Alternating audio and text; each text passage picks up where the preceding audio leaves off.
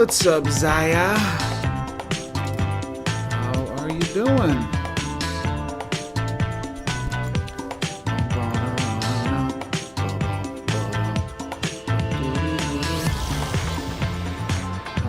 How am I looking here? My hair's a little crazy today. Oh, now it's beautiful.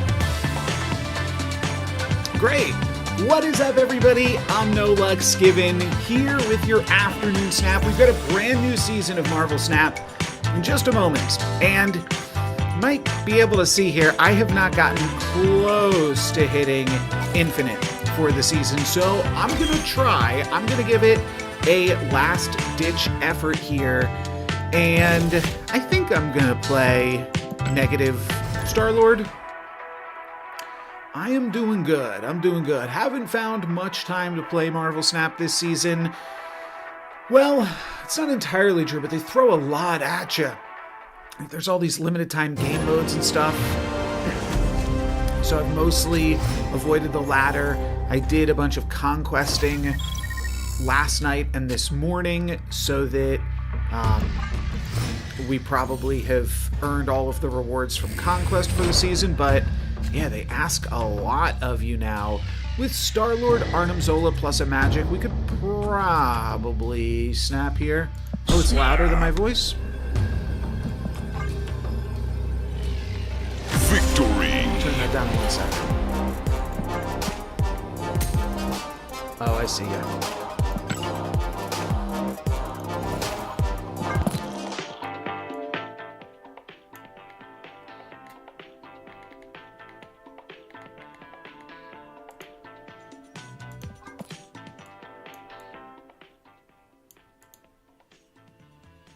I used to balance all of my audio inside OBS, and I decided I'm no longer going to do that, and I'm going to balance audio inside of my games, but Marvel Snap has not gotten the message yet, so that should clear it up. And what do we have to do here? Claim some tokens or something? Cool. I think I've claimed everything else so far. That's the same exact button. Can I claim my conquest stuff right now? No, this isn't displaying correctly. I might have to refresh the game. Or what happens if I press this button? Will it let me?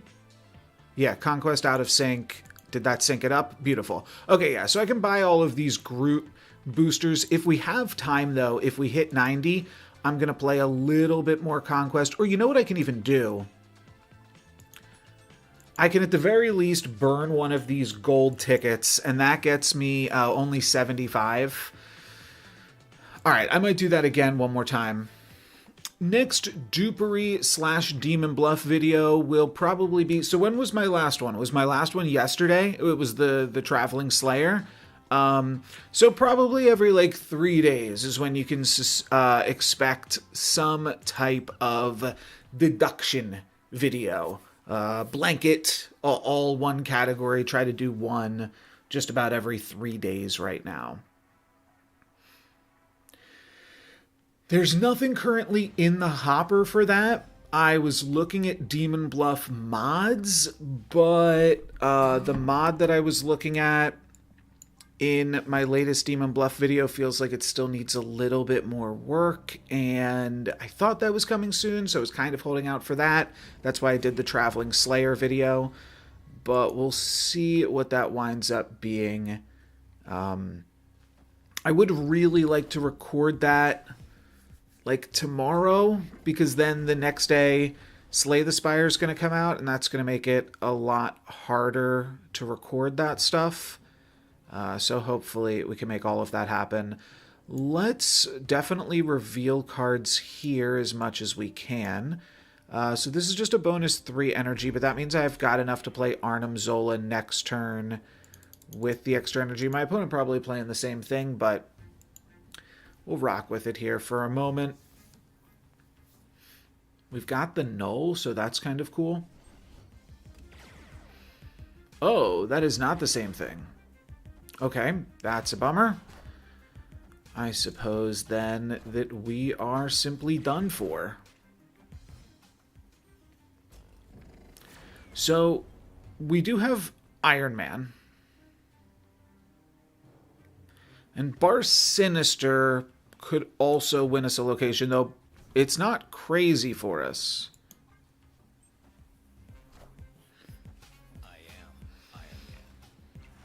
Yeah, they go for a big Iron Man there.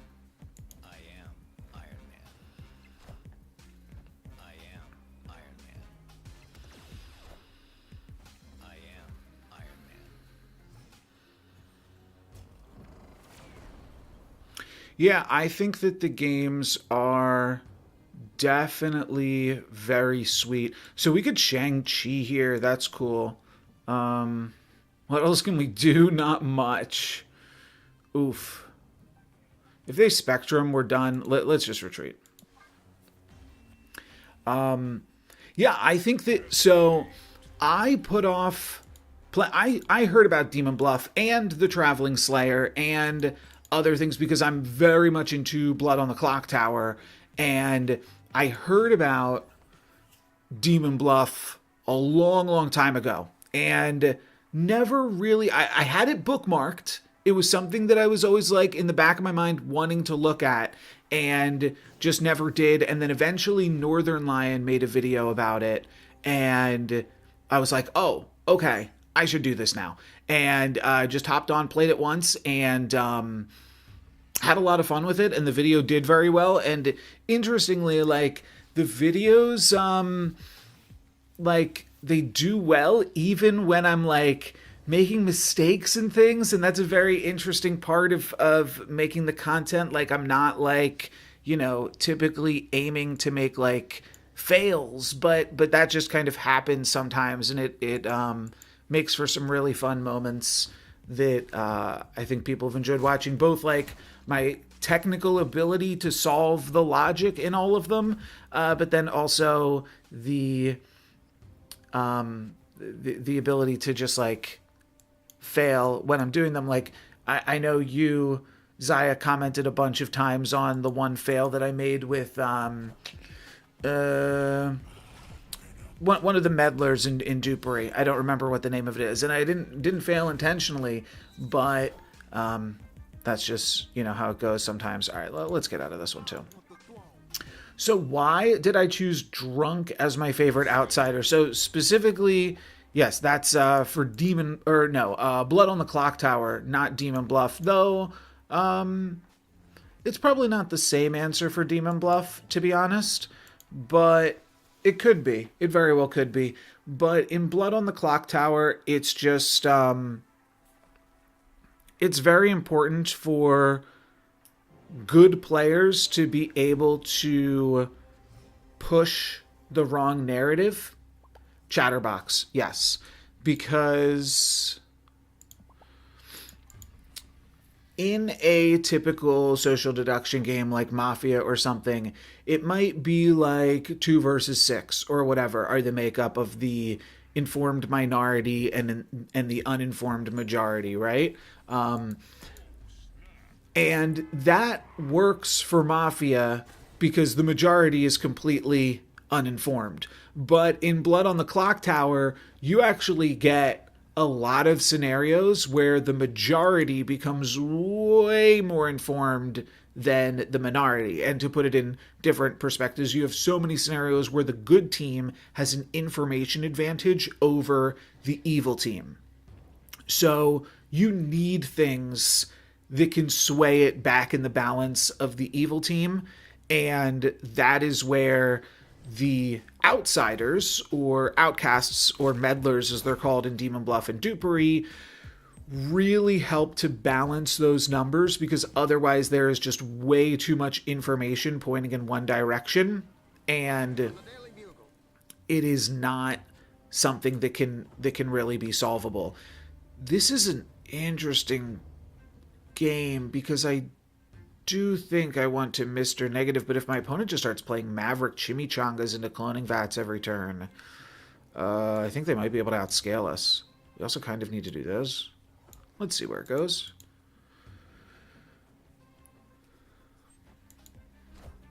So yeah, I just think it's an essential part of the game balance, and as far as like when you're playing it. So it creates a good player that has information that misleads people, but that they earnestly believe is real, which is just a very unique dynamic. I think we actually could Star-Lord here, so that way we could Jane Foster.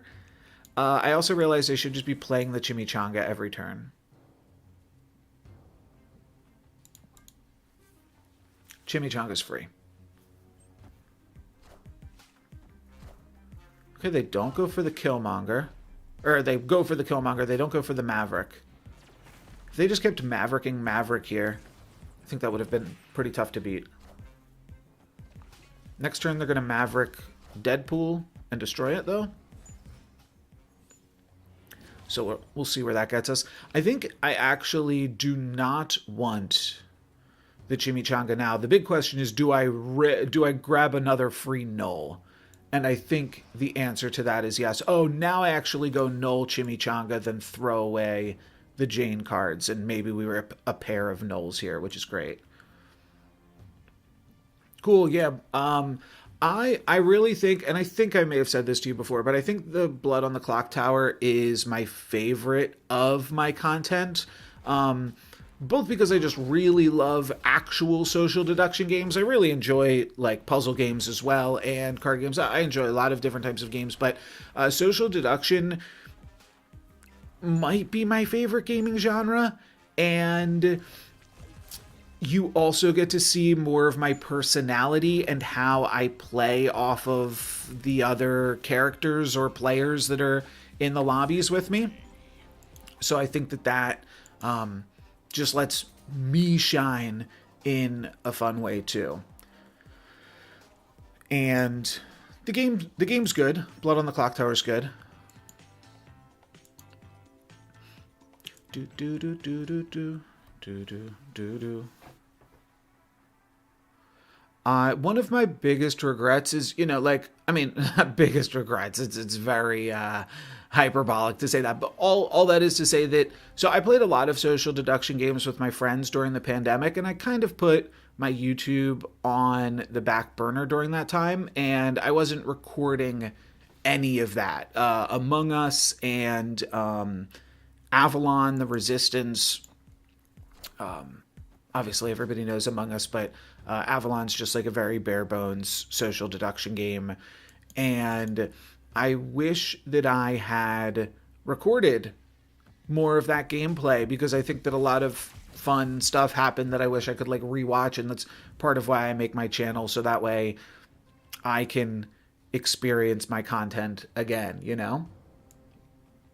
Yeah, I think the last Dupery video was pretty good. We got pretty lucky on some of that stuff, but there's a lot of luck in Dupery, a lot more luck in Dupery than Demon Bluff for sure, and probably even more luck in the Traveling Slayer from what I've seen of it initially.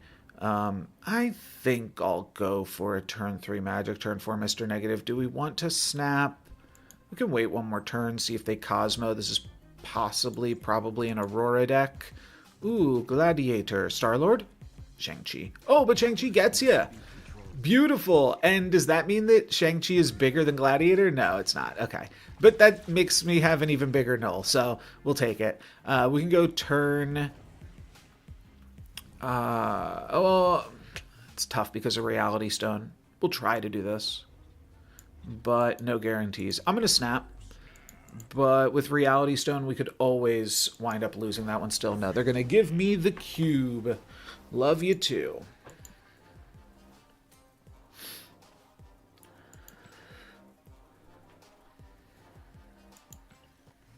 Still a ways off from hitting infinite. I think my slippers are not in this room. I need to go get my slippers. What's up, Ghoul? Thank you for the support as well. Yeah, Dupery is cool, and one of the things I'm excited about Dupery, not sure if y'all pay attention to this, but they have a lot of plans to do more things with the game. Right now, it's like It is still a twist on Blood on the Clocktower in that they use a grid-based system rather than just a circle, which gives the characters more directions and things that they can point. But I think their game plan is to like expand on the engine and have different types of layouts. I don't think it's all going to be grid based. I think there's going to be different types of games that are all sort of feeling like the single player social deduction ish, but potentially in different ways. So curious to see where that will go. This Killmonger is really not that good of a play here.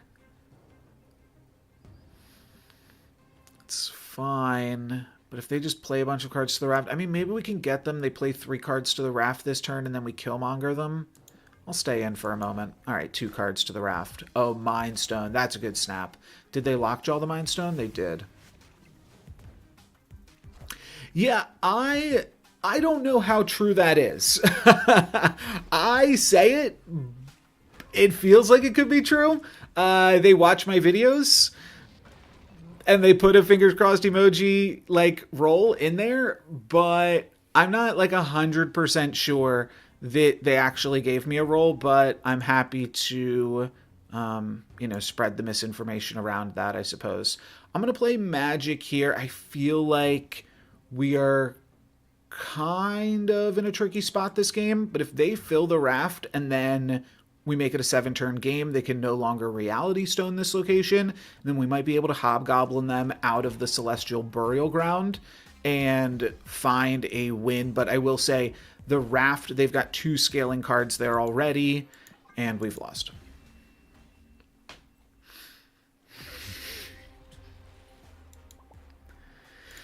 Yep. Can't beat that. I mean, we probably weren't beating Mind Stone straight up. Set timer for 50 minutes.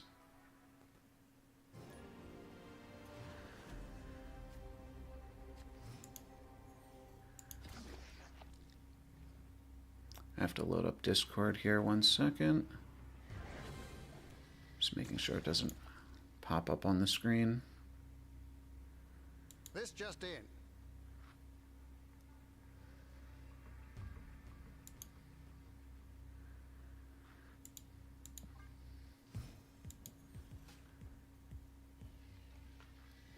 Yeah, that's the great thing about social deduction games is I can just lie. You can make up your own narratives. So it's probably not the best for a lot of different things, but a lot of my Blood on the Clocktower videos, my title of the video is a lie. And that was, something that I was doing initially, and then I realized that there was a better way to do it, and now I've been trying to make videos, and I've calling them like hidden or blind perspectives, where you don't know which team I'm on, but and there's like 2 ways to present the information. Like I have a Blood on the Clocktower video where I was the demon and I was shot by a Slayer on day 1, which is very crazy. And I strongly considered clickbaiting the video. I got shot day 1. I decided instead to go for the other route, which is where like I briefly pretend that I'm a recluse and got shot by the Slayer, and then the video title is something like Blood on the Clocktower, but the whole town is hard confirmed. And that is also good and cool and fun. But you can't really like pretend to be the drunk though. That's why it's great. I mean, I do sometimes. Oh, yeah, what if you were evil and Blood on the Clock Tower and pretend to be the drunk? Yes, that happens a lot as well. You get called out and you're like, oh, my information doesn't make any sense. I must be the drunk character. There we go. Now it all makes sense. And yeah, that's part of the brilliance of the game as well. I will be surprised if my opponent sticks with it here. Yeah.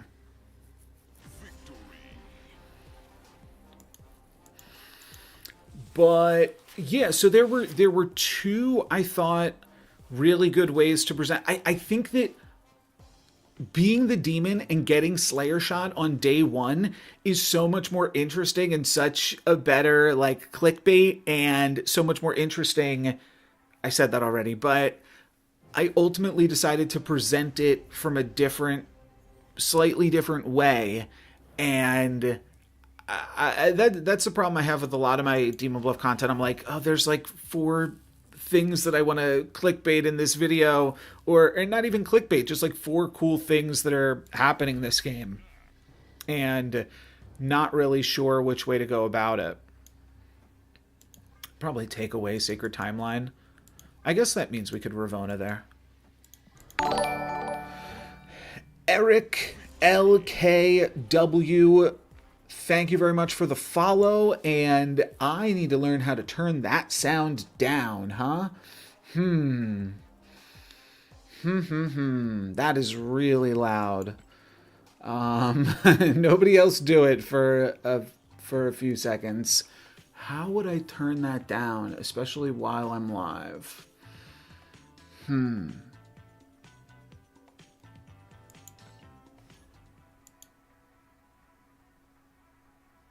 don't even know where I find that.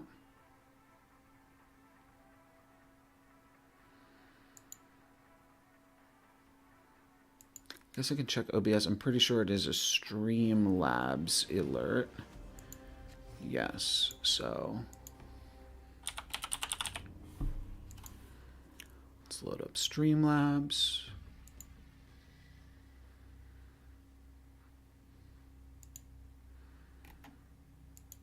And let's log in with Twitch if they let me.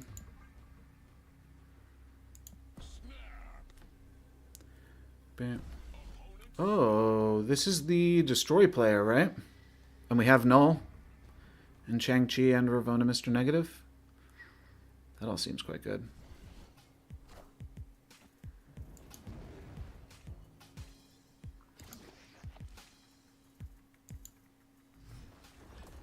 I think I know how I should do this, but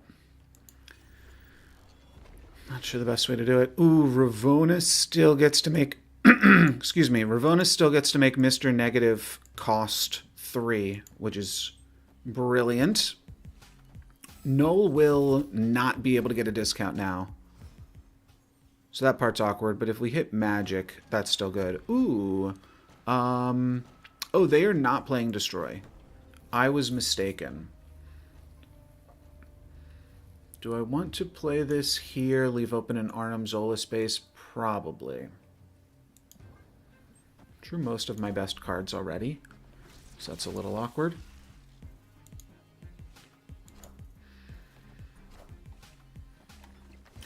Sound volume 50%. Let's crank that down to 10%. Let me see if I can test this right here too.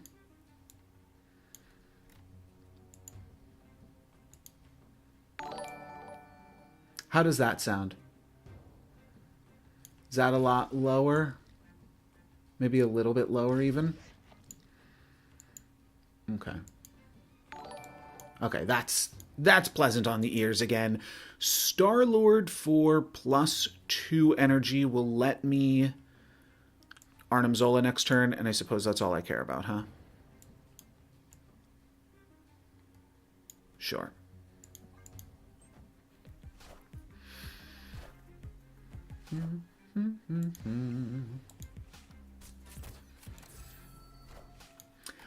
Yeah, Damsel is another great role, I think, because it really encourages the good team to lie in potentially a more impactful way than you even realize upon first reading it, because the big thing that the damsel does is if there's a damsel on the script and I'm on the good team, I need to leave plausible deniability that I'm the damsel. Because if everyone claims their roles because the evil team knows about a damsel, if everyone just claims their roles and then the damsel is like, I'm the, and, or like they double claim somebody, if the damsel winds up being in a double claim as a good player and then everybody's like, oh no, they're lying, then it becomes very obvious who the damsel is and then you just lose. So yeah, that's another really fun one. And probably like the second best Outcast role, to be honest. It's a little, you don't actually want it to like end the games ever, so from that perspective it's a little funky, but it's pretty good. We do not have Prio, but we can Shang-Chi, so that's good. And then we probably just like, I don't know, play a bunch of our other cards. Shang-Chi's 15 points, plus it pumps up our null, so it's going to be bigger than Gore. Yeah, we'll throw this here, even though I'm expecting them to play a big card here. And then I'll just Iron Man over the top right here. Okay, that makes sense too.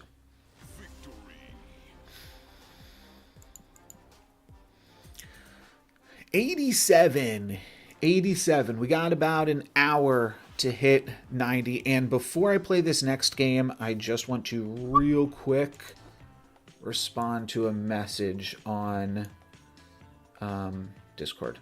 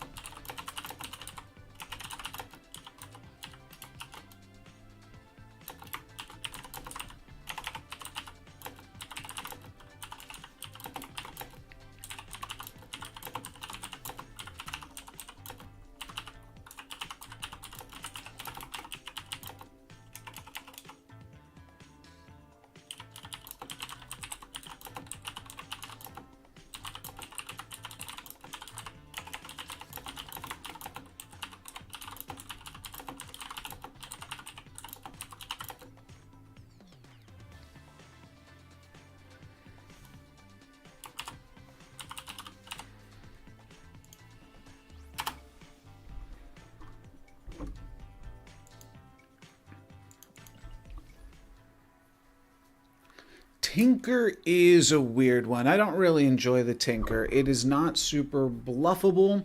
So the reason for Tinker is it's not really meant to be bluffable, which is why I don't like it. It's almost powerful in that it confirms itself, right? We'll stay in this. The benefit of the Tinker is that the original script that it exists on is called Bad Moon Rising.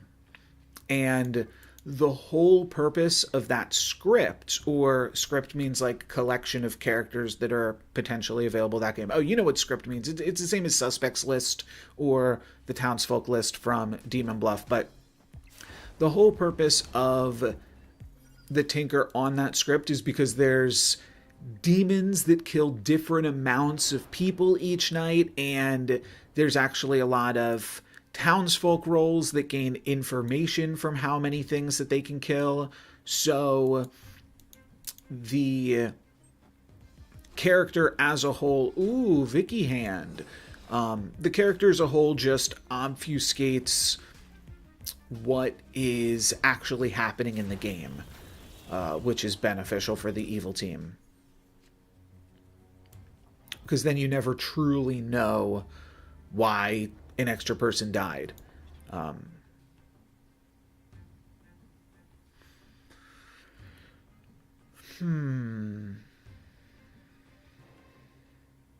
Let's go...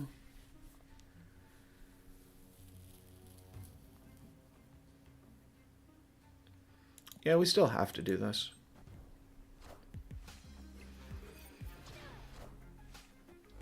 Wild Child. It's not one you see super often. Okay, Gore's a really good hit. I'm wondering if we Star-Lord...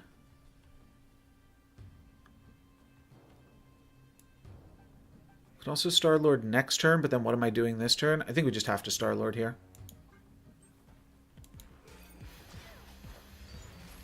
Ooh, Infinity Ultron is really good too with Quinjet. Is this from Patriot? No.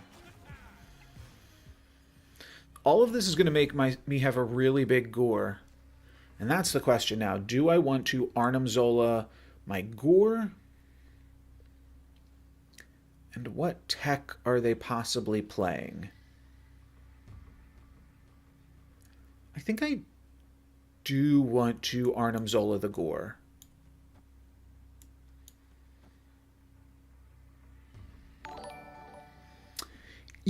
La, thank you very much for the follow.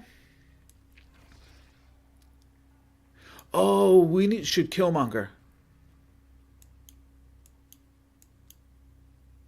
We should definitely Killmonger here, right? It opens up more space for them, but I think this is a good move. And next turn I'll Gore, Mystique, Arnim Zola, Iron Man in some capacity. Infinity Power Stone. Cosmic Ghost Rider. That's fine. Did not need that one. Okay. We gave them more room in Hell's Kitchen, but we may have totally messed up their maths by destroying their Quinjet. So that's the plan, hopefully. And we will roll a 66er to try to hit a Gore. That seems good to me. And we can just finish with a Ravonna here. Oh, let's snap as well. I'm not sure if that'll change my opponent's decision or not. They could still have a Cosmo for Hell's Kitchen and get me.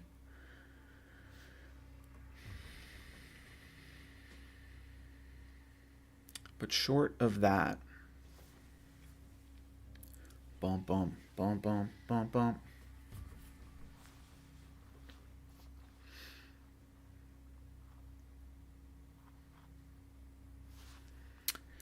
We're getting some retreats. But, yeah, this is a tough deck to get more than 2 cubes with, especially when you're not snapping aggressively. And I probably could have snapped earlier that game. You just never know. Like, I find myself losing 8 cubes with this deck so much more often when I'm snapping aggressively because you snap and then they wind up having the tech and getting you, whether that's Stardust or Cosmo.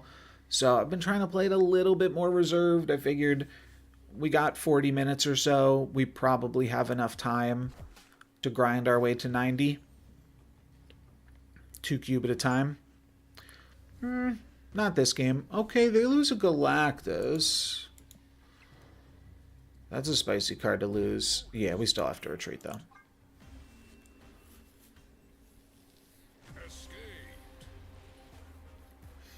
I could also see playing something different. This is just what I was playing to... kind of just to warm up, to have fun a little bit. But what else do we have access to here? Deck is this. Oh, I think I liked this deck. Yeah, let's play Showstopper. Or Shoestopper. I think this one is cool. Tuck that in. Oh, a fellow banger.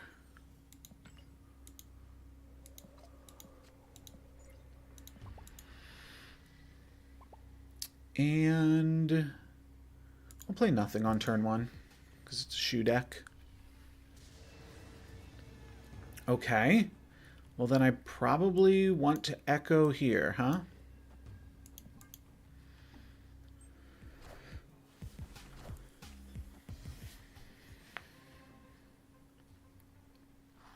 Hell's Kitchen. Okay, I do still have a 1-cost card. Ooh, and that's a very good draw, isn't it? Okay. Okay. Yes. This is all coming together. Let's snap. Okay. They're just going to give us the cube. That's fine. That's fine. Good deck, huh? Also can win 1 cube at a time.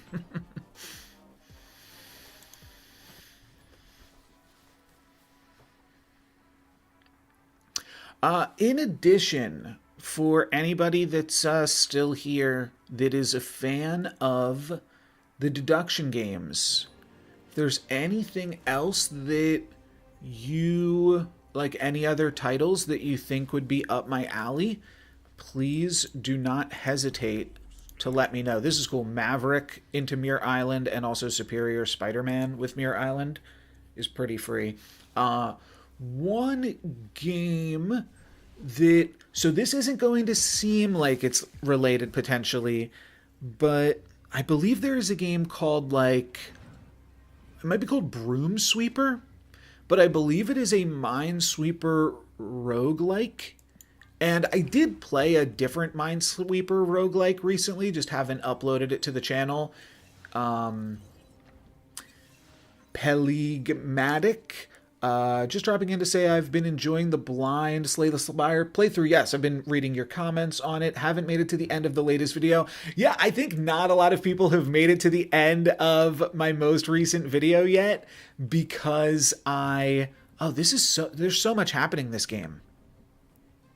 Oh, goodness gracious. Let's play a Superior Spider-Man, but I could Wong Doctor Doom. I could Wong Shulao.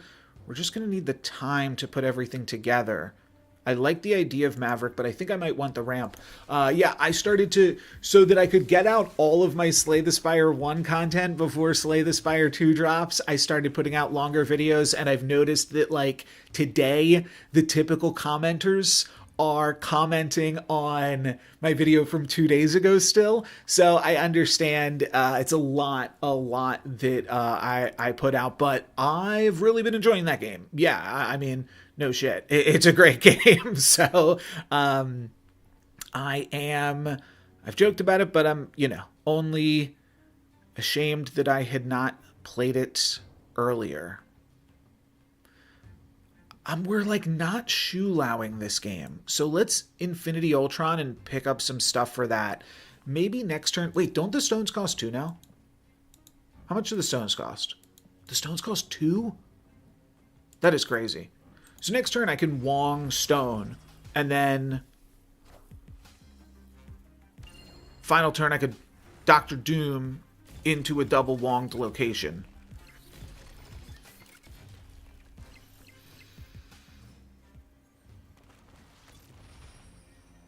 We didn't get any great stones here, I will say that, but if we do this, then on the final turn we can fill the board with Dooms. We could also finally Shulao next turn, which isn't appearing like it's for that much, but it actually would be. Because we'd have so many triggers here. I think that's probably the play, but we'll see where this goes. Oh, they're playing 2 cards here. Jack Flag. Okay. Jack Flag plus Chamber. We're doing good. We're doing good. But yeah, very hyped for Slay the Spire 2. Kind of, I mean, I will credit Demon Bluff to an extent for, like, getting me interested in Slay the Spire even, which feels like it is not at all connected. But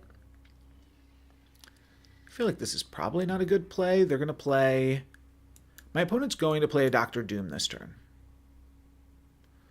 And then they're going to have ongoing cards here. But do we win in this location and this location still? 15? We probably lose here, huh? Oh, we get to play an Agony as well. We'll just do this. Well, let's try it. I'm not going to do the math. I have not talked about the new season of Marvel Snap yet, actually. I was going to try to end this season as strong as I can. But, no, yeah, we're going to lose in Muir Island. And we're going to lose in Smithsonian Museum, no matter what we do here. Okay. That was a bad play.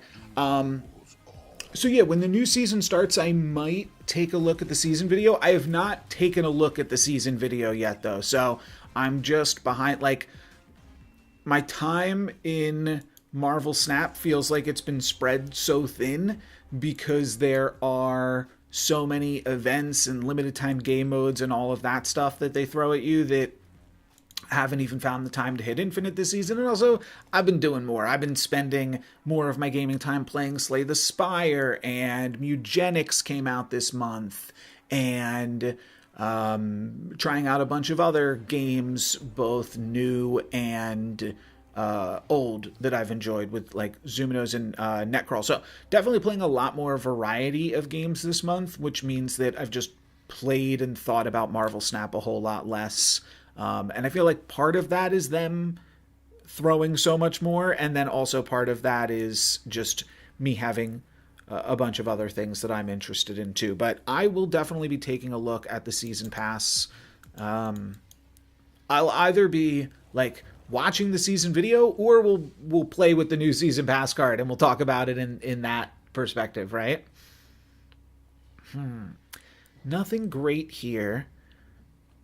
Probably just play Superior Spider-Man into Throne Room next turn and hope that that's enough that it's the biggest card. They're going to go for U.S. Agent. Okay, we still clear that, though.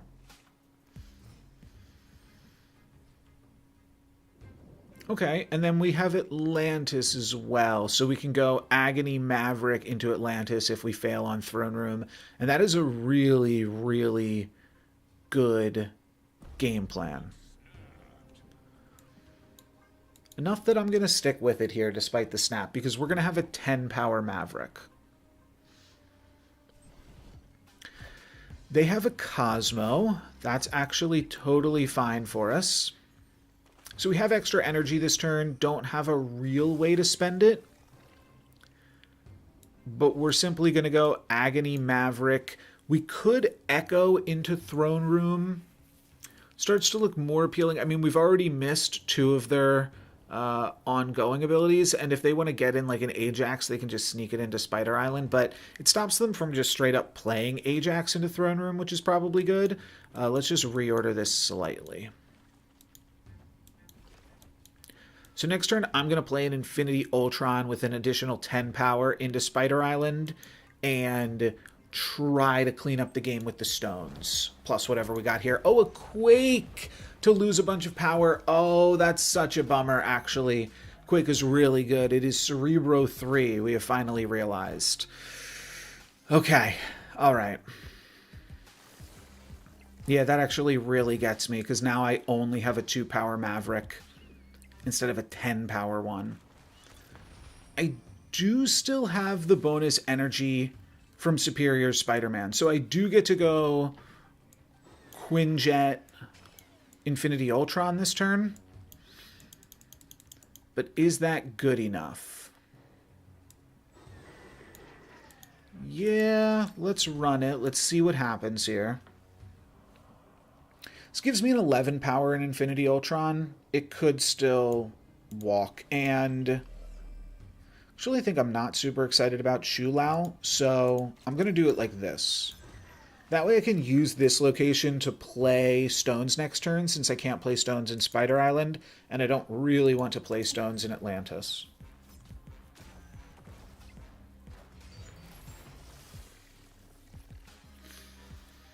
Okay, I hit the best stones. So now I can Power Stone in Atlantis and Reality Stone over in Throne Room. And that's probably good. Now... Okay. I don't know how this interaction works. Oh, and I hit Shulao. Oh. Okay. Huh. Does that do anything for me? I don't know. I could give something +9 right here. But I think my best points is still this. And then I'm just like playing this over here for fun.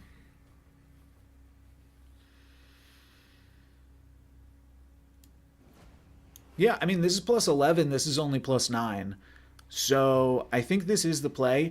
My only question is a 22 power Infinity Ultron actually the best way to play this? Let me think about this real quick.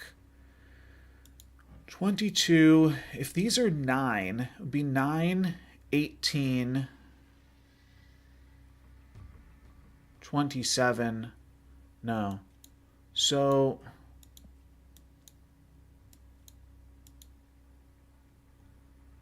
But if we can lose in Throne Room...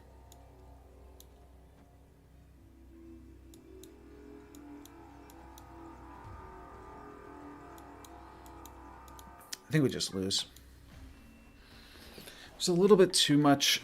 I'm trying to think, like, if we could have lost in Throne Room and then beaten Cosmo super easily, but Cosmo's still just really tough, unfortunately.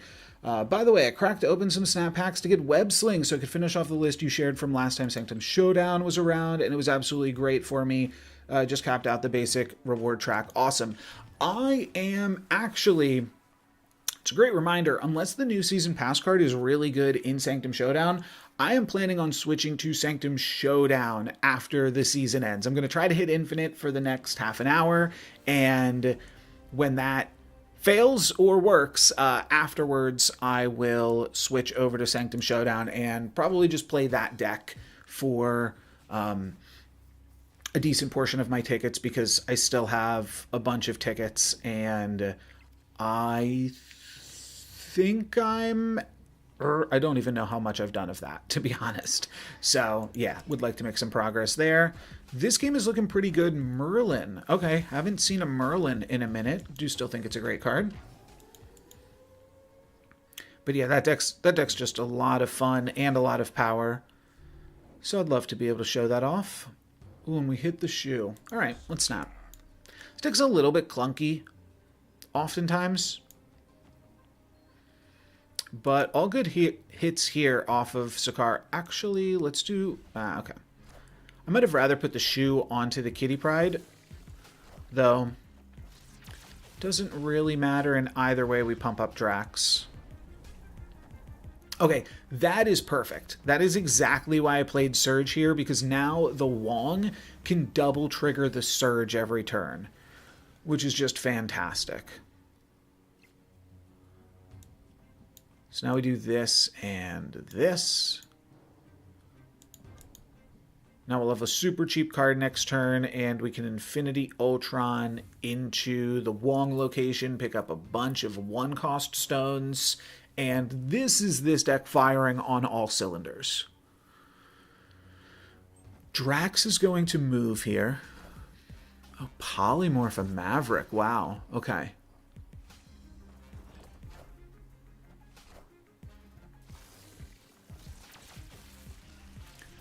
Can't really move the Drax with the Kitty Pryde, probably, but Drax is going to move over into the Wong location next turn.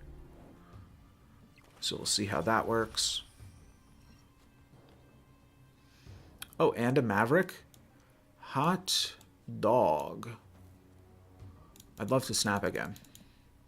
They won't let me. Oh, Drax actually doesn't move here. It's at 7 power already. Okay. So next turn we can throw a shoe onto the Maverick and then play a bunch of stones and power up the stones, and Okay, we can maybe do even more than that. We're going to pick up 4 stones here as well, which is crazy good.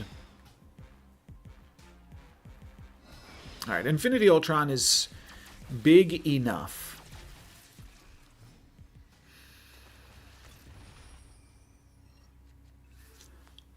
I am still going to start with a Shu, I believe, though I will say I could Wing Beat, and then we could play Shu next turn. Oh, but they could totally just Omniversal Presence. So I want to treat this turn as if it's my last.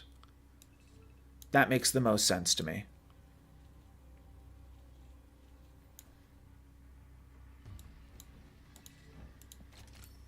And we can surprise them here with an Infinity Soulstone to get more points in this location, but we're looking pretty good. No clue what that is. Is that a Cosmo under their Malekith that they cannot access? Okay, looks like Shu for Scarlet Spider plus... No, not an Omniversal Presence. I really thought that would be Omniversal there. But I think they're going to be in a tough spot without that. We now have infinite points in Limbo. And we've got a lot of points over in Sakaar as well.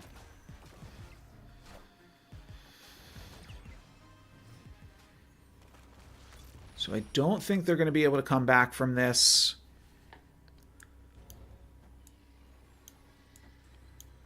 This is the one that just puts in something from my hand, right? Yeah.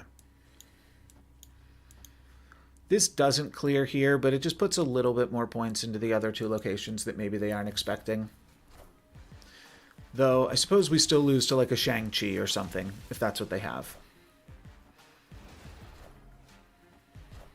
Okay, well. Nothing we can do except, you know, retreat to not lose.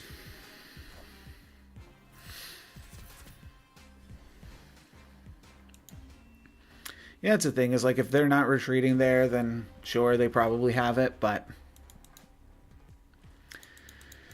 nothing you can do. Alright, isn't looking like we're going to hit rank 90 at this point. Grab another Alliance quest here for the squad. And I'm debating whether I just want to like clear out some of this stuff. I think I'll just press these buttons so that I don't forget to press them.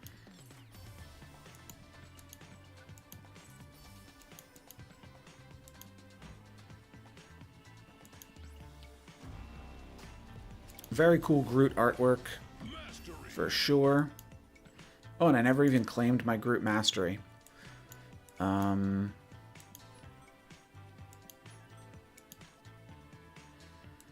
left with one more ticket.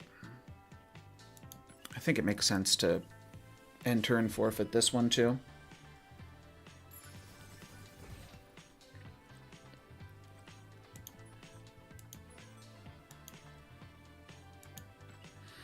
And do I want to keep rocking with this deck, or do I want to try to change it up again? What else do I have? Anything fun that I like?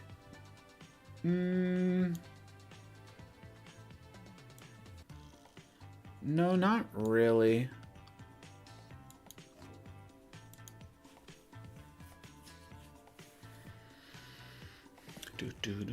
I'll miss this season theme.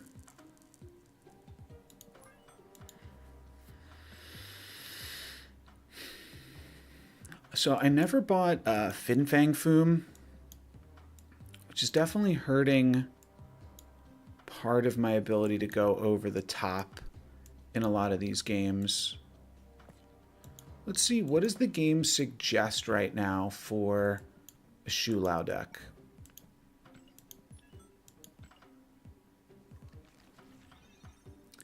Suggesting this one. Yeah, I think it's pretty classic. I do still kind of like the cable for the mirrors.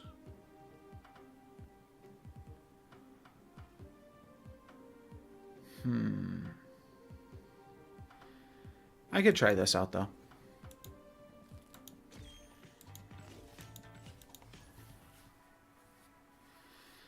I wonder if Iceman is better for Star-Lord decks, because you can throw off a Star-Lord curve by tagging a Star-Lord. Day to day is going swell so far. Just figured I'd stream some Marvel Snap because, well, I had a bunch of things to do before the end of the season, but also because there are Twitch drops later. Other than that, I haven't done too much. The weather's not great. And, yeah, that's it. I think just developing Merlin as soon as possible makes the most sense. There's a lot we can do here with the cloning vats, potentially. And it kind of makes me want a Kitty Pryde as soon as possible. They are going to go for the double Merlin. All right. More power to you. I feel like if you're double Merlining, you're just like committing to polymorphing one of your Merlins eventually. And I just don't really want to do that. This is kind of cute.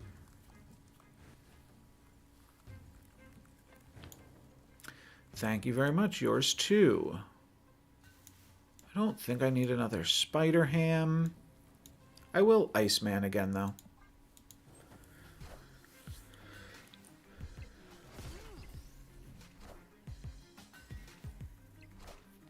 If we hit something good off our America that we can start cloning next turn, then we can definitely snap.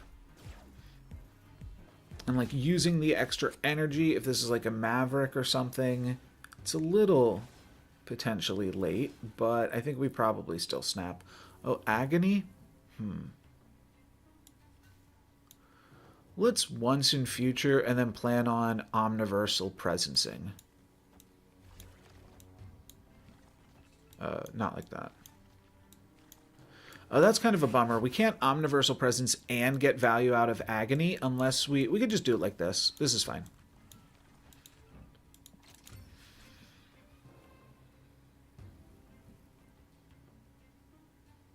Do I want to pick up the Kitty Pryde and make a second copy of that to play next turn? That could be good. It's a little silly.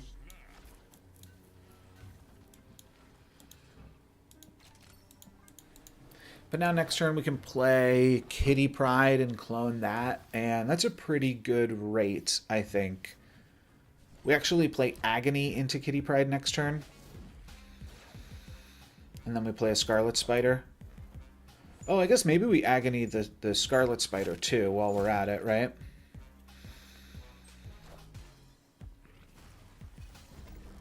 Ooh, okay. And we get to melt the ice cube. Yeah, I think this game's going quite well for us. What? That is insanity. Oh yeah, I forgot we're not cloning the Kitty Pryde anymore. I'm also keeping this Kitty Pryde in play, which is always silly. Sure, let's polymorph here. Kitty Pryde here. Iceman, Agony, Scarlet Spider. It feels tough to lose right now.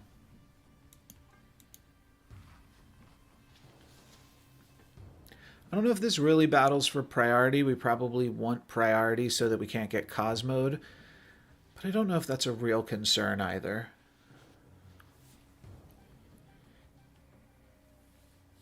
Like, I think I'm just dropping Shu into Titan. And when the Shu drops... Speaking of shoes, after this game, I'm going to go get some slippers because my feetsies are getting a little chilly.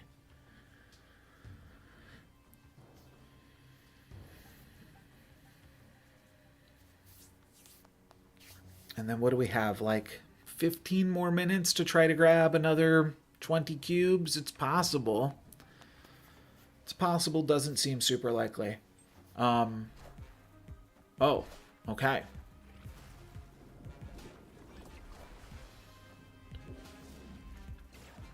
Once in future on the cube. Huh, sure, yeah. I guess that is how that would work. Oh. They will have a Shang-Chi for us. Okay. So we do have to consider the Shang-Chi. But I think we play around Shang-Chi by playing Kitty Pryde over here. There's another way to play around Shang-Chi, which is to play a Cosmo, but I think we... Oh, the Kitty Pryde's only for 5. But if they play Shang-Chi, they've got 9 points here, and then this is more than that number. So I'm sure this will be fine, right?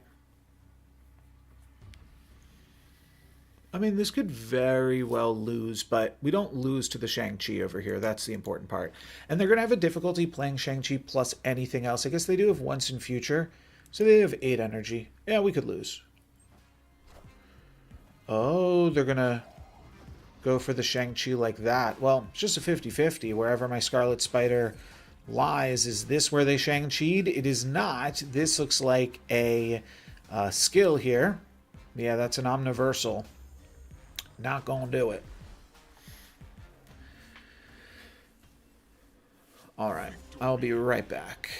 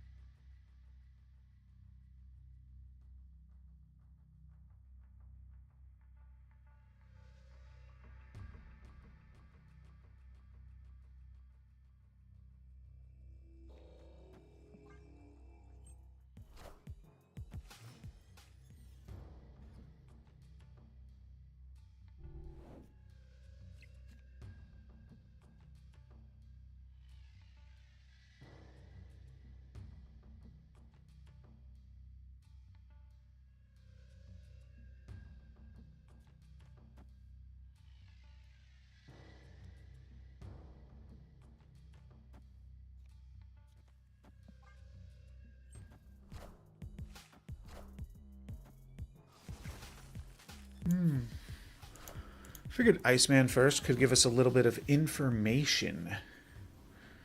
It also stops them from playing a turn 3 Green Goblin, but Negative Zone could be a nasty location. So if we can take priority, then Cosmo, Negative Zone next turn.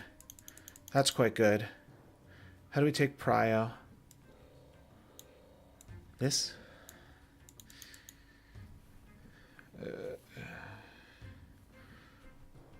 My best attempt to take Prio is going to be a Kitty Pryde into Danger Room. Possibly like Spider-Ham over here.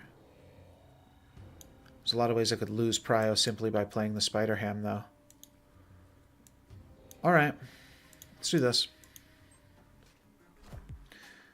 They got a wave, and they have Prio right now. So, oh yeah, Kitty Pryde does not help for priority. What am I thinking? Alright, I'm thinking we're going to get Galactus then. That's what I'm thinking. I'm not thinking much, I'll tell you that. I don't think there was anything else we could have done to play around all that.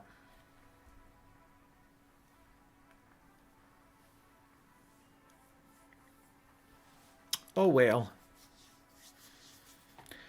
And I don't know if we're going to get to rank 90. This will be the first time that I have not gotten to rank 90 ever. Ever. Since beta. I've gotten to rank 90 every single season. Kind of crazy.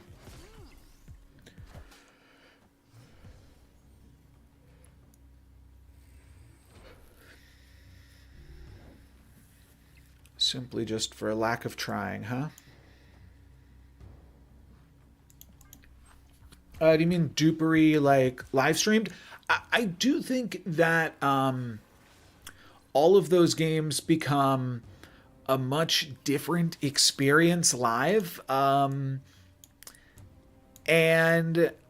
I'm saying different. I think I probably mean worse. But yes, very close to 3.6k YouTube subs right now, 360 times 10. I do think it would probably be fine, and I am planning on doing a Demon Bluff live stream at some point. We'll see how it goes. I just don't have hugely high hopes for that, because I do think that you lose a lot in that type of content. I definitely want to deafening chord this. I suppose we can do that next turn because I want to do this as well. And then next turn I'll play Scarlet Spider plus deafening chord.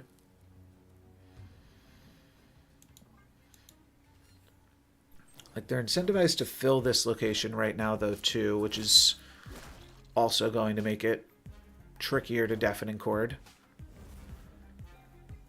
Okay, we still have Prio, so it's a 50-50. But let's run this and then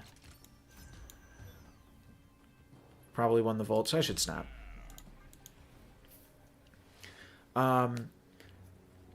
Basically, if you're playing a puzzle game live, you're either ignoring the chat or you are acknowledging the chat, at which point you're not playing the puzzle game, right? Because they're going to be able to like fill in any of the pieces of the blanks for you. And I don't know that there would be any challenge in that, and I don't know if it would be interesting. It would certainly be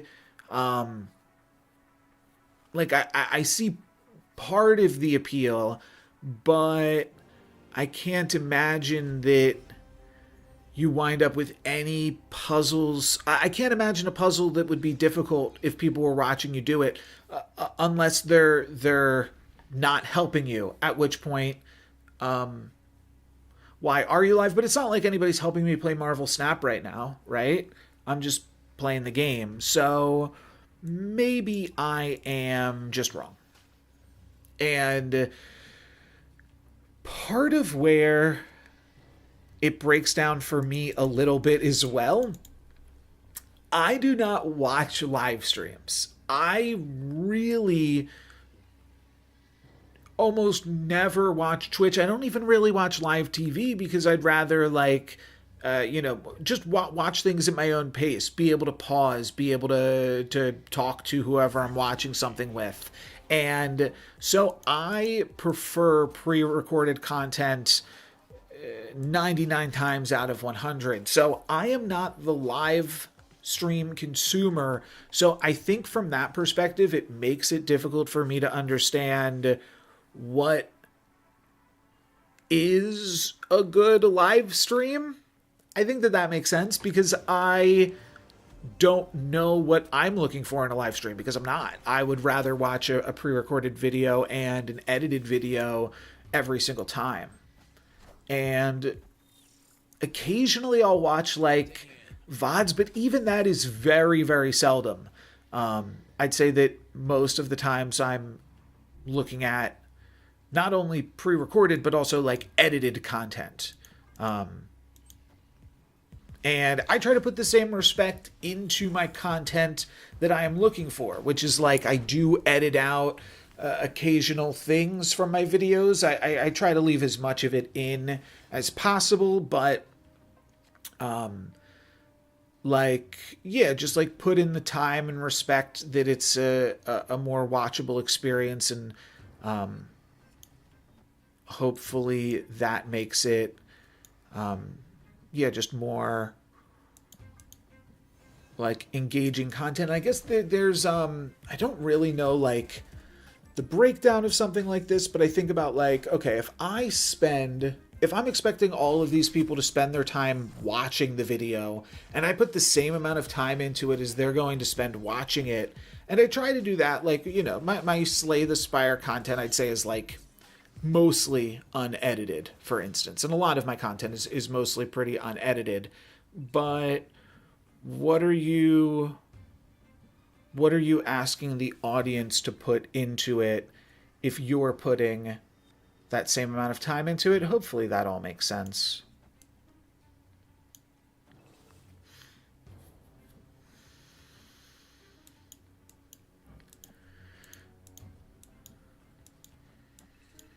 Possibly lock them out of this location here. Nope. Okay, they're going to lock themselves out, though, I suppose.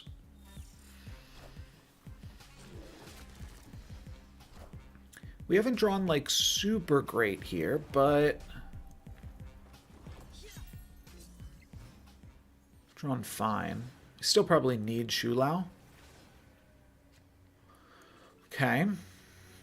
There's that.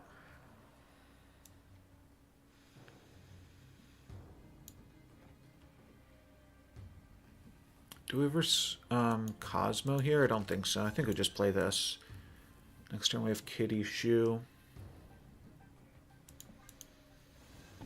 We could also potentially have Shu plus Polymorph next turn. I'm not totally sure about that. I also don't know if this deck could ever be playing Cosmo.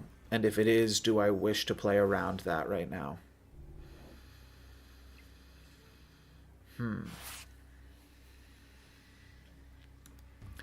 If they're playing Cosmo, I just want to play Shu over here.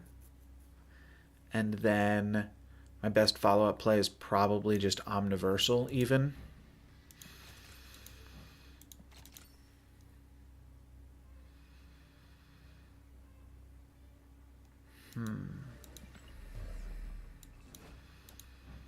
Do slightly different order. All right, we'll try this. It's a pretty big Scarlet Spider. That might just be enough. I'll snap. Remove some of the risk. Gotta start getting some 4-cubers. Oh, does that say 155? Oh, season's over. Okay, doesn't matter. They Valkyrie me, but I still think we win this, actually, with a +9. No, does Lockheed tie it up? What does Lockheed do? -2, so we still win in Wakanda. Great.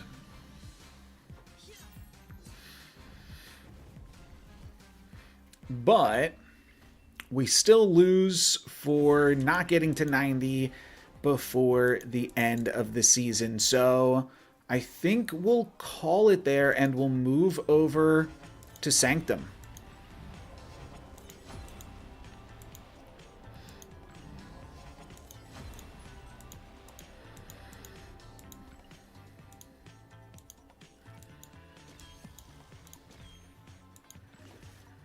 I'll try to play a little bit over here.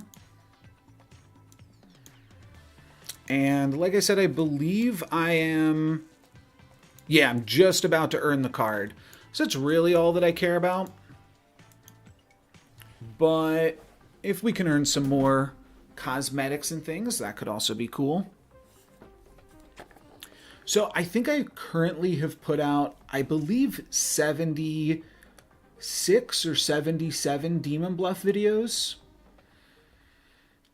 And I was thinking it could be cool for, like, you know, the 80th or 90th or even the 100th to do a live stream. So my playlist here says 75. I don't know if that's correct. Looks like it is. Yeah, so it looks like I've put out 75 Demon Bluff videos. And, yeah, I don't know. 100 is still a little bit away.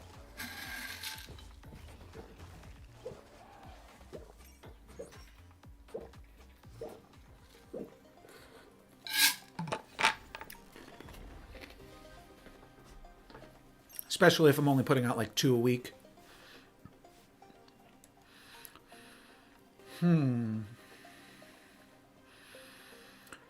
I'll go here. My opponent possibly also making some moves right now.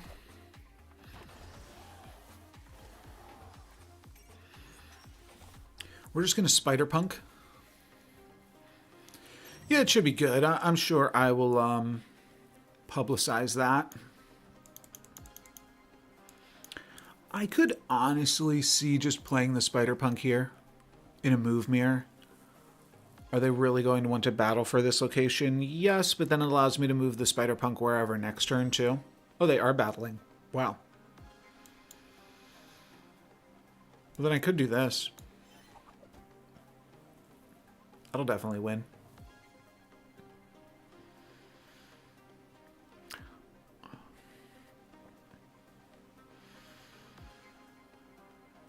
Sure. Silk plus Batroc and rolled a 50-50. Interesting. Interesting.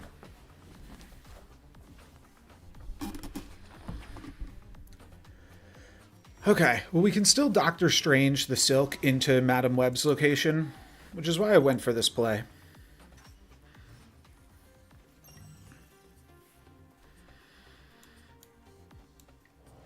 And we have Prio, so this will also move the Batroc over, and that also triggers the Craven, so that mitigates some of that, and then we've got a pretty big Silk. Sure. Let's go with this for the moment. I like my curve here, if nothing else. Alright, they didn't play anything else into Wakandan Embassy this turn. So that's actually kind of a bummer, because Dagger doesn't get any points, but it means that I'm probably winning the Sanctum here, right? I have to. I mean, Silk can do whatever it wants to do. Oh, and a Hydra Bob moving around. Sure, sure, sure. But yeah, I mean, we match all these things with Craven, so not a big deal. Score another 5. And now Dagger gets to move into the Deadlands? No, into the big house. Sure.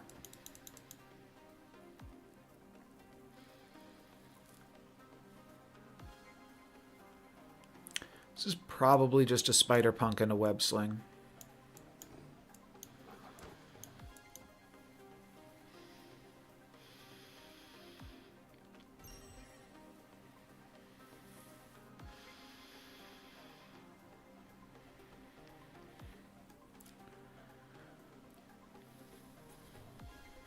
Does moving with the Batroc actually help me? I only need to win one more Sanctum location. Let's go for it. But let's only do it for 5. Okay, they're moving the Vulture, which moves the Batroc. Well, if I moved elsewhere, it wouldn't have, but still.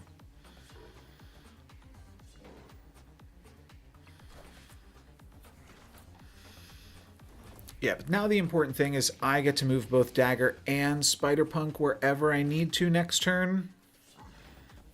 And my Craven is huge, which I will also get to move wherever I need to. Like, I can move Craven here and then move Dagger and Spider Punk here. Or I can move Doctor Strange out. Which potentially also allows me to mess with their Batroc the Leaper. Yeah, so this might be even better for me. I get to move this out, and then I move this and this in. And this should be a snap position. Great.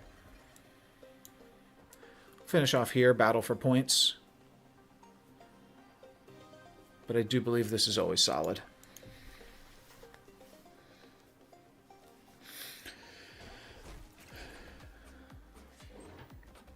I think I'm pretty good at Demon Bluff myself. I'm literally a pro Demon Bluff player. Because, yeah, it's the best performing videos on my channel. They actually make money. I don't think anything else I upload actually makes any money.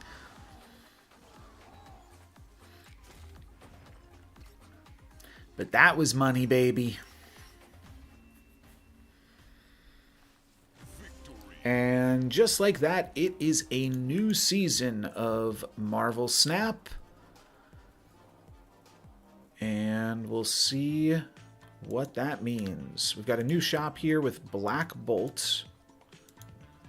We're going to say goodbye to all of this stuff.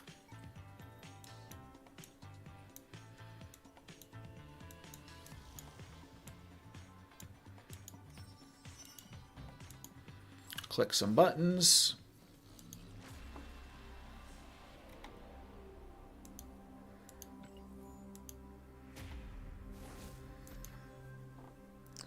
And at some point,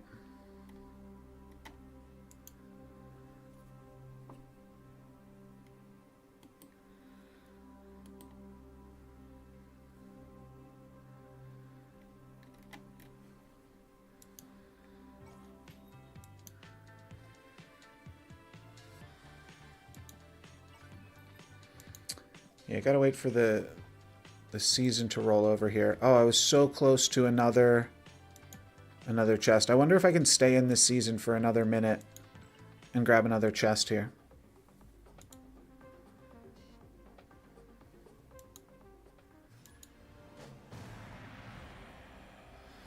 Dormammu? Sanctum Dormammu. Whoa.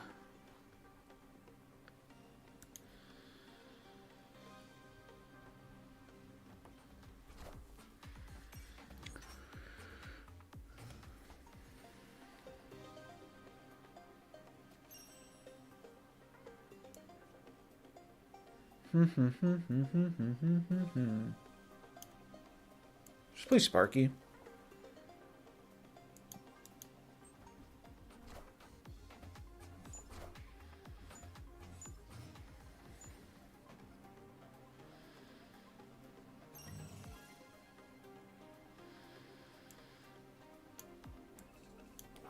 I get back a web sling, right? Seems good. Double Weapon X. Yeah, my opponent's setup is actually also really good. Cool. Okay. So now I move a Sparky. I'm going to be really slow this game. Oh no, I've got Human Torch Ghost Spider. I don't need another Human Torch. I also don't need another Ghost Spider.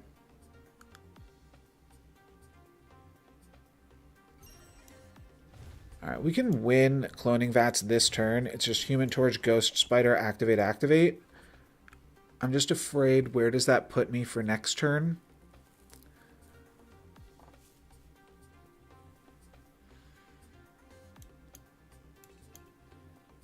I think I might rather go Human Torch, Ghost Spider, one single activate.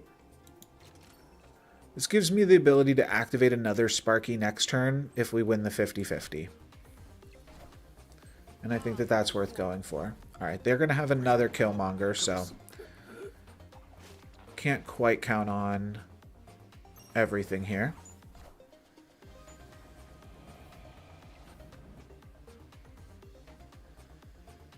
And then what do we have? Goes to 4, goes to 10. So they do win Cloning Vats. Oh yeah, they've got a big Weapon X. Oh, it goes to 12. Oh, Sparky's +2.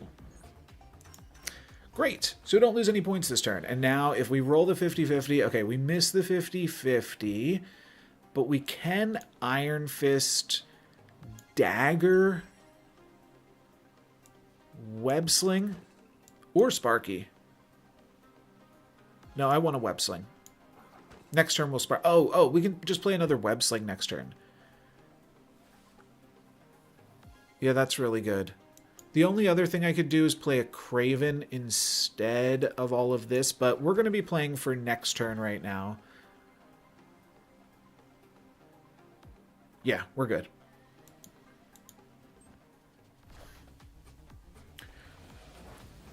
Summoning Ritual me. And then another Killmonger.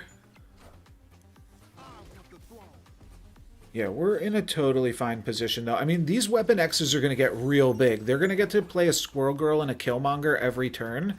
So that's some really nice numbers, actually. But I think eventually we will just have them totally outscaled here.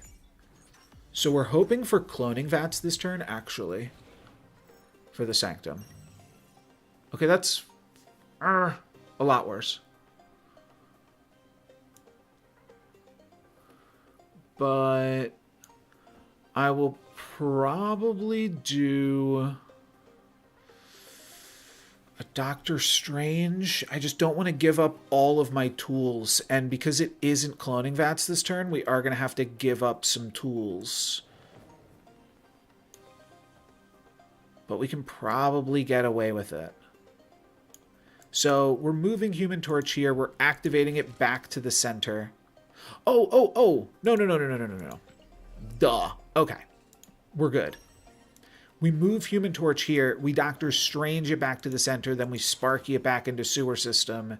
Then we Web Sling. And then we play one more Sparky so we have even more tools. And now I think we cannot lose. And my favorite villager role in Blood on the Clocktower is probably the Pixie. I think you did ask me that. And I sent an example of a game where I played as the Pixie. Oh, that will change everything. Oh my gosh. I think I actually just lost.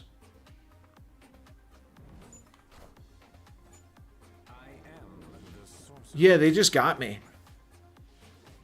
Because now my Human Torch is going to move back into Hellfire Club. Oof. Dang. And because I snapped, that's 6 points. Well played, Dormammu.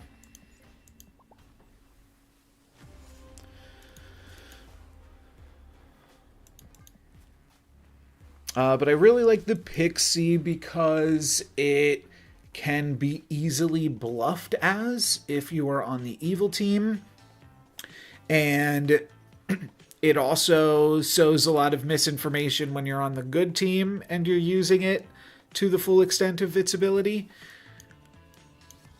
But just makes the games very silly.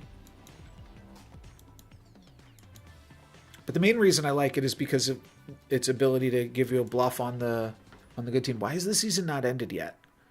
Is it going to let me play? Maybe I have to play a game and then it'll be the new season, or I might have to exit out and join back in.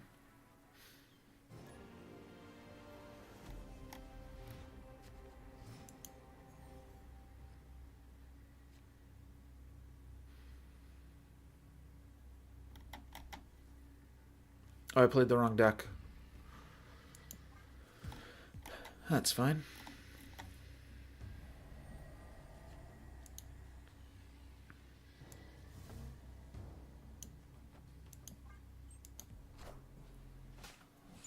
This deck can actually just straight up hang in normal game.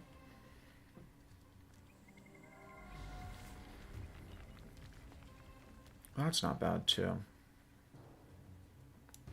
Let's go with this though, I think. Let's play Rania.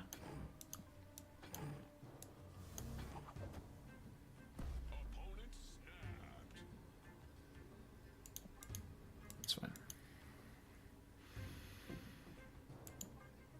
Could also see playing Cloak into Vormir right now. Sure. Just to get it out of my hand.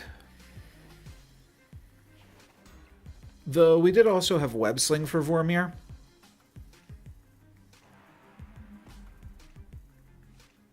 Now they can just move their Sam into Vormir this turn, which I suppose is pretty good for them.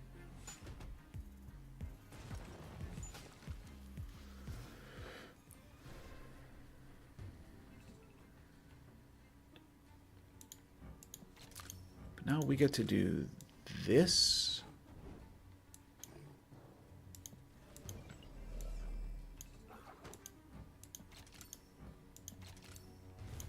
That's always fun.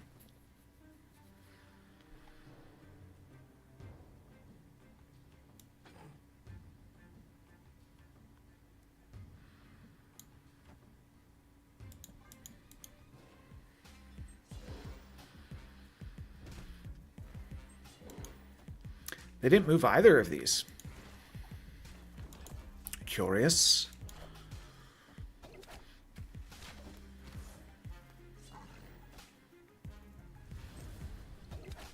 I guess I could have played the Web Sling into Sinister London and just hoped to get lucky. So that way I could have moved more things, but suppose we're probably fine. Now if I Doctor Strange, I only move one of these things.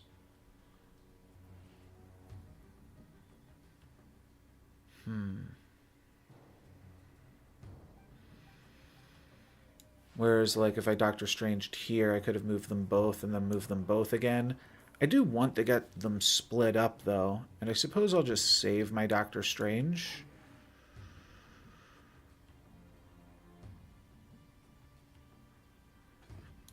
So I'll move this here. Play this and this. Actually, I need this space for everything.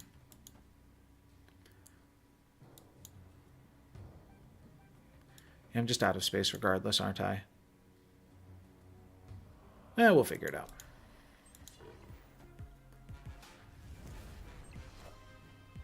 I am Iron Man. I am Iron Man. I thought I could beat Iron Man, but I don't think I'm playing this the best. Because now Sparky...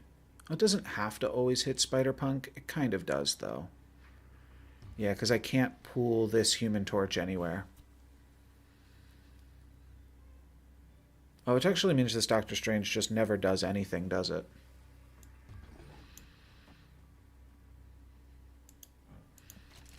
So literally all I can play... Okay, yeah, let's retreat.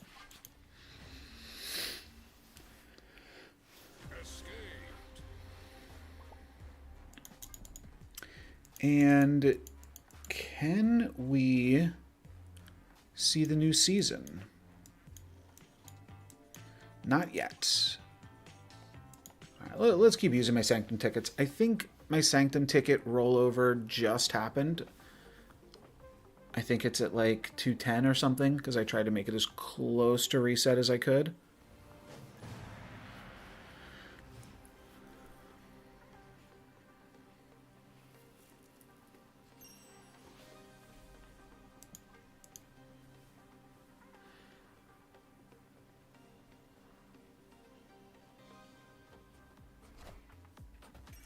Nebula. I haven't seen much Nebula recently. I guess I have in Sanctum. Feels a lot less popular than it used to be, though. Just play this here, it's fine.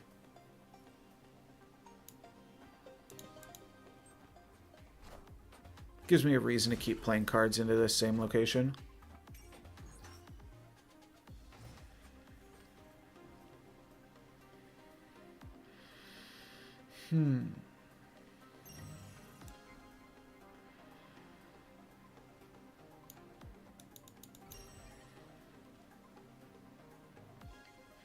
I think I have to let them have that one. Next turn, we're Ghost Spidering the dagger back into Citadel, assuming that's the Sanctum. That's reasonable. We don't really have great Krakoa cards in this deck.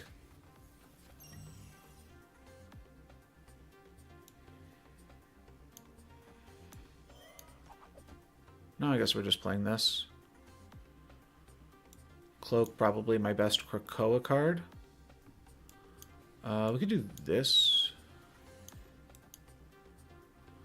Sure.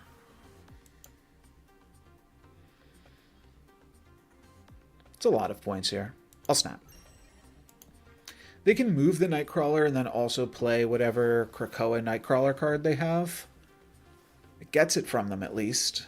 But this might have been a little much.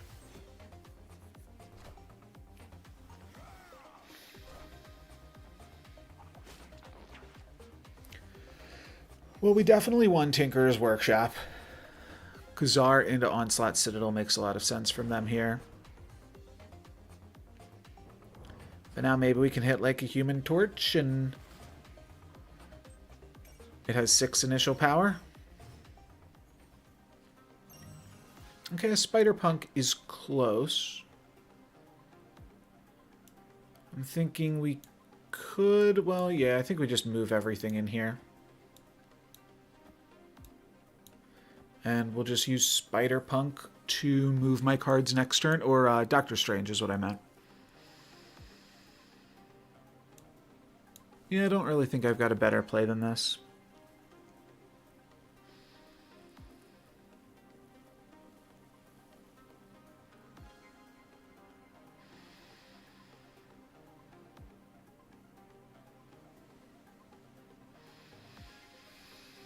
Sure. Oh, they just let me have it. Wow. Okay, so Doctor Strange will move Dagger. And we're hoping to be able to move into Tinker's Workshop because, yeah, Citadel kind of seems foregone here.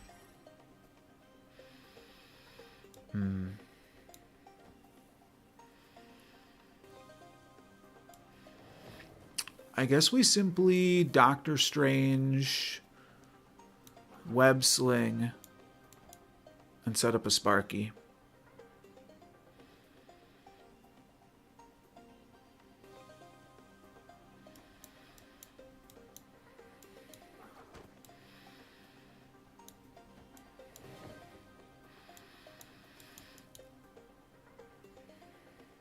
And I can't even move the Spider-Punk because then we don't move the Dagger.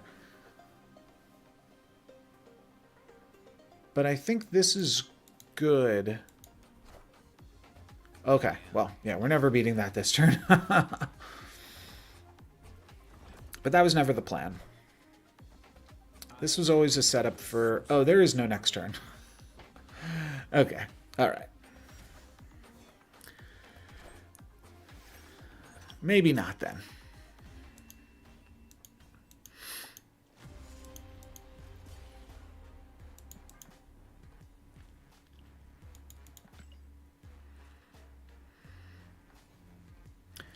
And it is looking like they're giving us one final season cash, which was kind of what I was playing for there.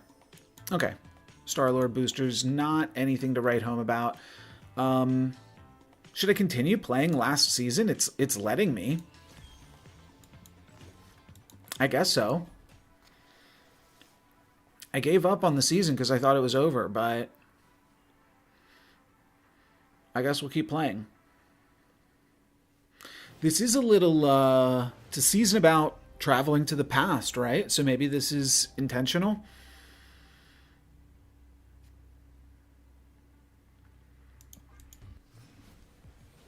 Obviously.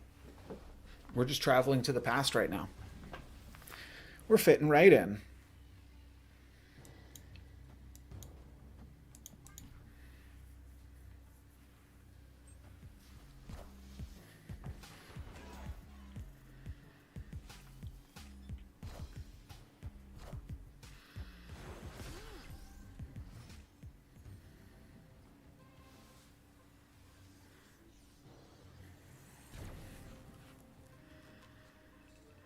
Beautiful, beautiful.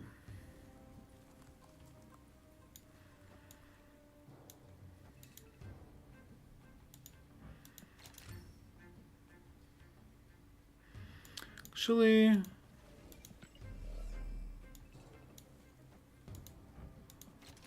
would I rather just Cosmo this turn? No, I don't see a real reason to do that.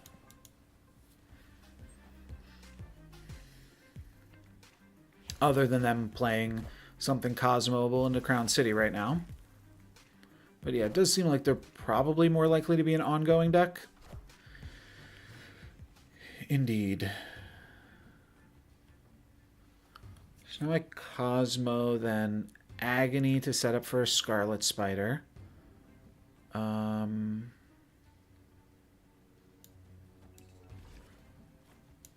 use the Maverick.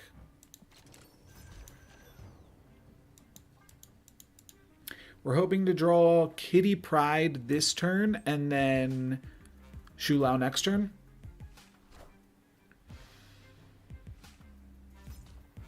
That would be the perfect curve. Show me Kitty Pryde. Oh, that doesn't work. Yeah. Okay. Well, maybe we have Nico for... and we still draw Shu Lao next turn.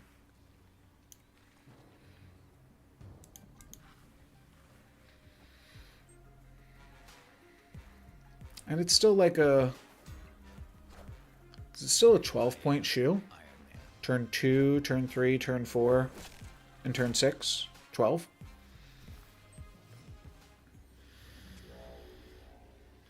That's still pretty good.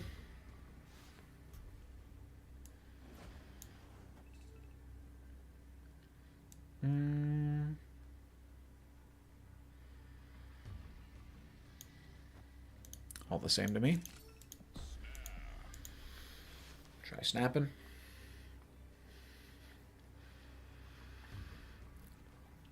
I think you can tell how out of practice I am with this stream. Every time I've snapped, it's been on like turn 6. Just like forgetting that that's a mechanic in the game. Captain Carter Moonstone, does that simply mean that I lose? Yes.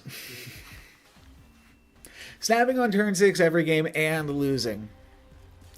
Definitely a choice, huh? So when I'm like really into Marvel Snap, I want to snap when I'm playing like every game. Like I'll play Slay the Spire, Once Upon a Galaxy, for instance, and I'll be like, okay, can I snap now? I'm feeling good about this game. And when I'm playing Marvel Snap and I'm so out of practice, on the flip side of that, I don't even snap when we play this game.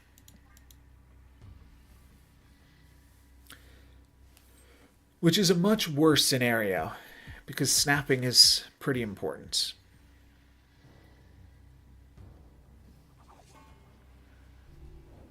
I don't think I'm going to run out the Deafening Chord. With the Shu Lao, I probably do now. So we'll Deafening Chord here in case they play something, but it's just going to get demonified. But maybe this is something that we can Deafening Chord. Maybe it's a Quinjet, and we nailed it. Okay. 1 out of 3. Close.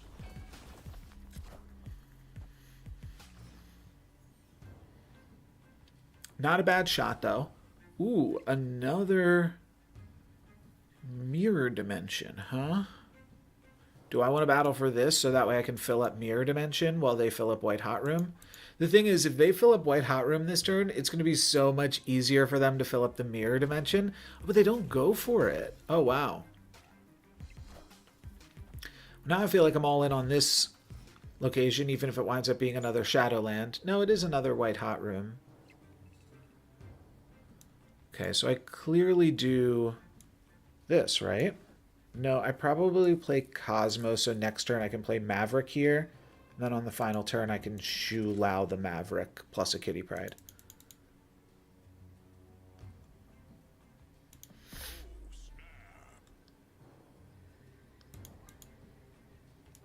Though I suppose I will also get one more play on the final turn.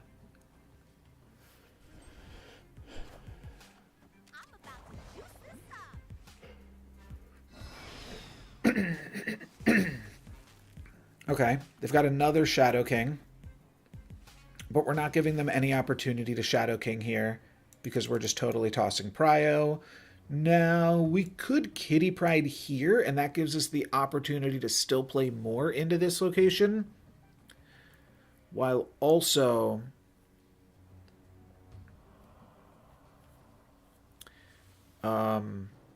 grabbing the extra energy. I suppose that that's fine now that I drew Scarlet Spider. Could also play the Scarlet Spider behind White Hot Room, and then they can't deal with it, which is also really good. They probably can't deal with it to begin with right now.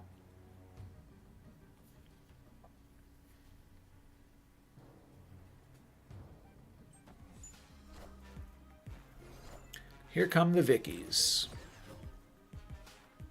Very surprised they did not play a Vicky here, but I guess none of their cards here are generated, so they don't want to simply lose this location right now. Fair enough. They have Prio. They could Cosmo. Cosmo's pretty reasonable, if they have it.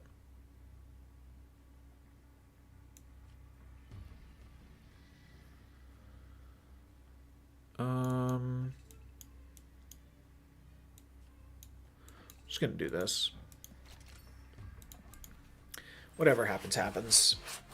They got a demon, another Vicky, and another demon. But we win wherever our Scarlet Spiders are.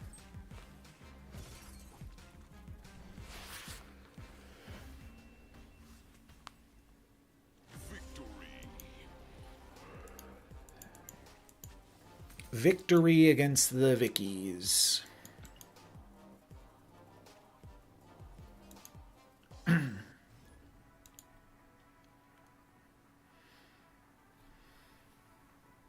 guess I'll just keep doing this for as long as they let me do it, which I feel like might be until I close and re-enter the client. Never tried to do something like this before, so it's kind of curious.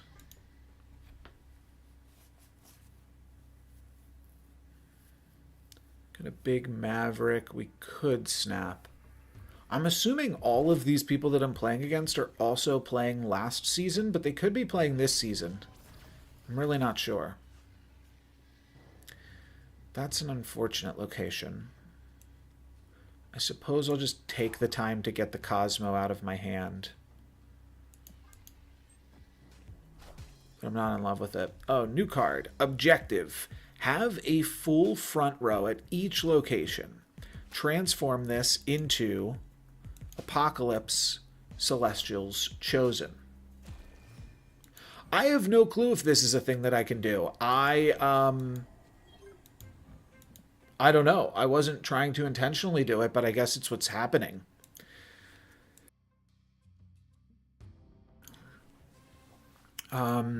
Okay. Swap the lowest power card in your front row at any location with a card from your deck. Oh, wow. Destroyed Mansion is very, very good for them. Yeah, I'll try it out here, see what happens. I'm going to snap because we have the Shulao, and we can also Vibranium into Vormir, which is really good. And then I can play an America and an Agony. Yeah, it looks great. They are going to Shauna to clear Vormir and swap out all of this stuff. Funny, funny stuff. So does the objective complete, or does it only complete at end of turn and the Hydra Rob is going to hop out before it can go? Yeah. Okay. Oh, looks like it's a start of turn objective. Gotcha. Let's go for... I'm just deciding, do I even want to Maverick? The curve's a little bit wonky, but maybe we'll draw Scarlet Spider, so maybe it's fine. Let's go for this.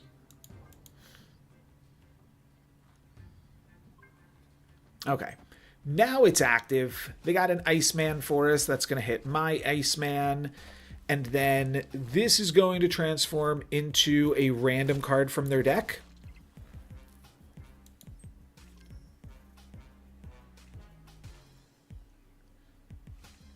And that's a Nightcrawler. Not a huge come up, but sure, it's something. And now I probably want to Shulao the Maverick this turn, and we're not really in that great of a spot.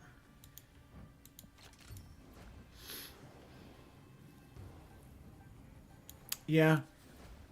What can we do? Prodigy Iceman.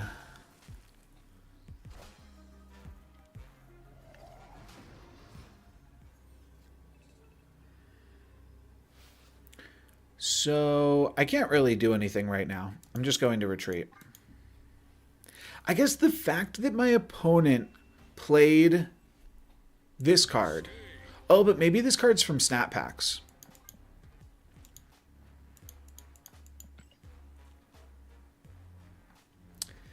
Because I'm just thinking, like, in order for them to have that card. No. Oh, that's the Season Pass card. Okay. So in order for them to have that card, that means that they updated. And they're still able to play against me that hasn't updated. So that's kind of curious. I mean, I kind of just want to play Sanctum anyways, but I'll try. See if we can get to 90, get 500 free gold. Cosmos.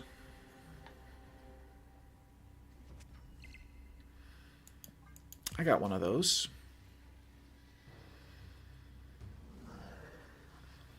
Draw if you're winning here.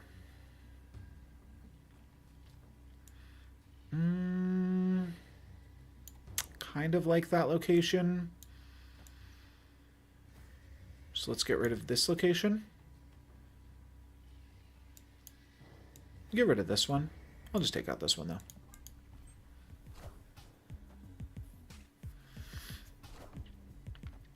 Not that it's super easy for me to win this location, but okay. I wonder if Destroyed Mansion is the featured location. It seems really good with that other card, right?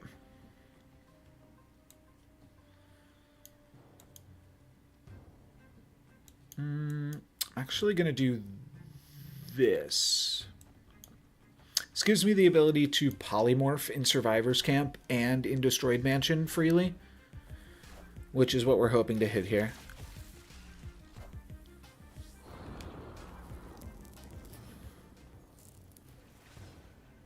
Hit the Omniversal.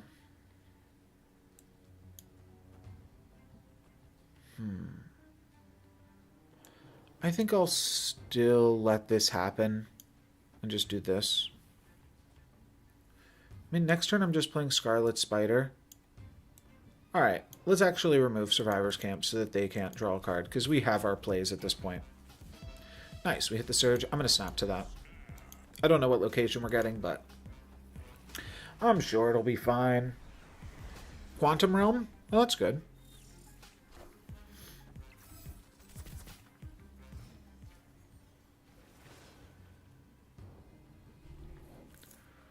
So now... Oh, okay. Well, now we do this instead. Beautiful. And then we final turn Kitty Pryde Shulao over here and Scarlet Spider into the Quantum Realm. That looks like a GG. What are they playing with Invisible Woman and a bunch of cheap stuff?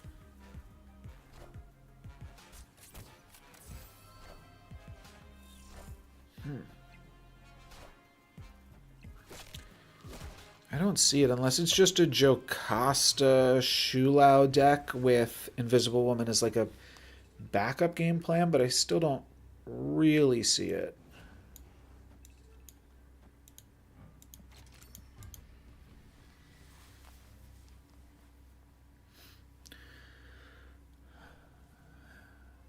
Trying to put that together exactly.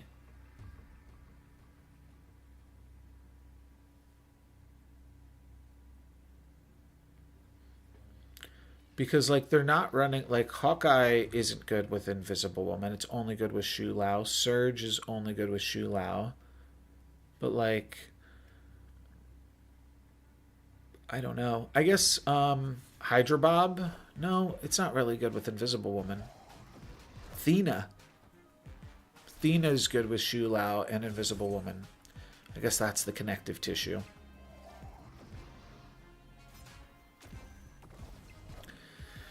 But we just had a little bit more power there. I think we had a bigger Shu even, right? 15 and 12. Despite them playing a bunch more stuff. It seemed like it would have gone well. So how many cubes am I missing? 8 plus 4 plus 4, I'm 20 cubes off. Or 8 plus 8 plus 4 is 20 cubes off. Or is it only 7 a rank now? Might only be 7 a rank, so that's 18. About the same.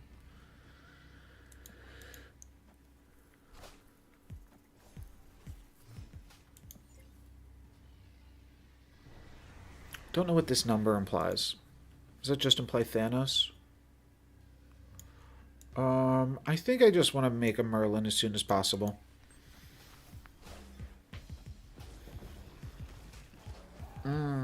Right, yeah, probably Aurora.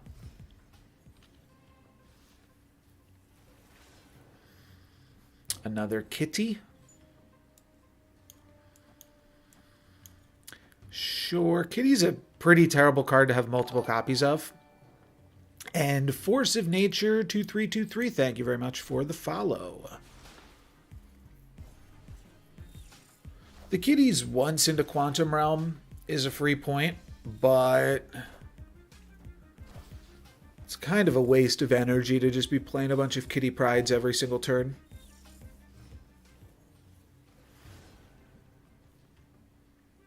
Okay, I like the polymorph here.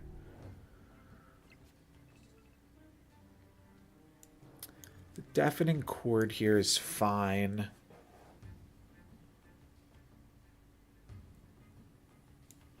And then maybe I'll Omniversal Presence this and play another Kitty.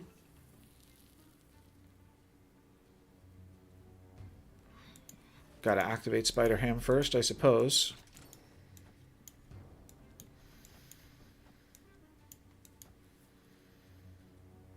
I just feel like playing Omniversal Presence is more points than Kitty Pride, because it puts it out on the board. Okay. That might not be great for me. Don't think that's good for me either. That's not good. None of this is good. This is all terrible. Okay. Yeah, I think I'm going to Once and Future this Goliath. I could just make even more Kitty Prides.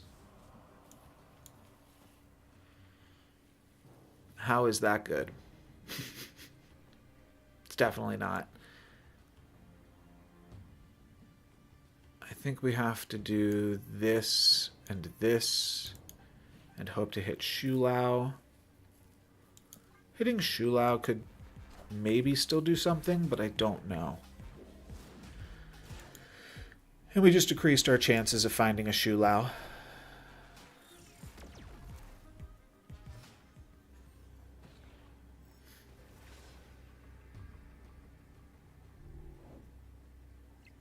Now we could polymorph this. Yeah, I think we just have to get out of this one. Yeah.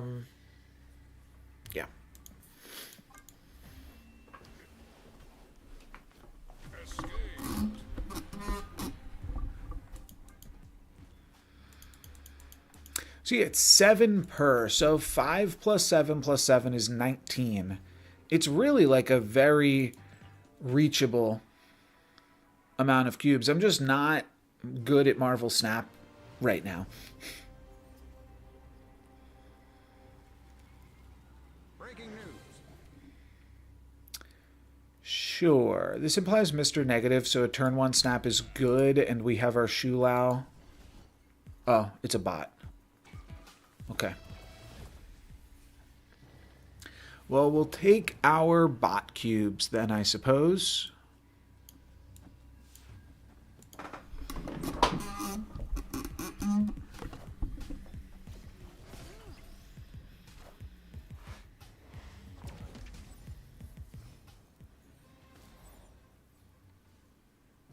Might not even win this.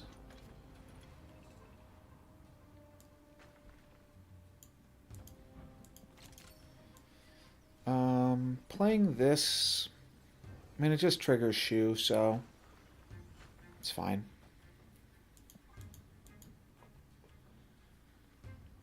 I want a Deafening Chord, I suppose, Ravona, but if I play Mr. Negative here, doesn't feel great. Oh, sure. They're giving me a real easy bot right now, then.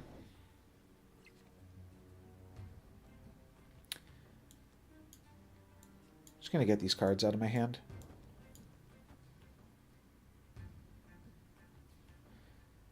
Oh, we've already snapped. Ooh, okay. Maybe getting all the cards out of my hand isn't that great for me. Because I think we will want to take this to turn 7, because we have a Shu Lao. So now here instead, I simply go this plus this. Next turn I play these two. Following turn I play these two. That should all be good.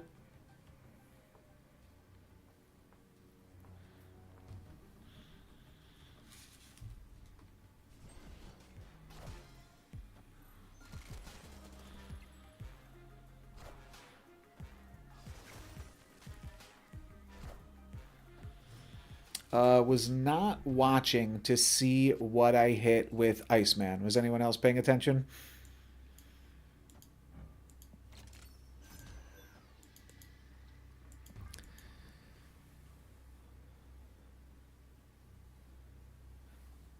I'm assuming it wasn't anything super important by the look of the rest of this deck.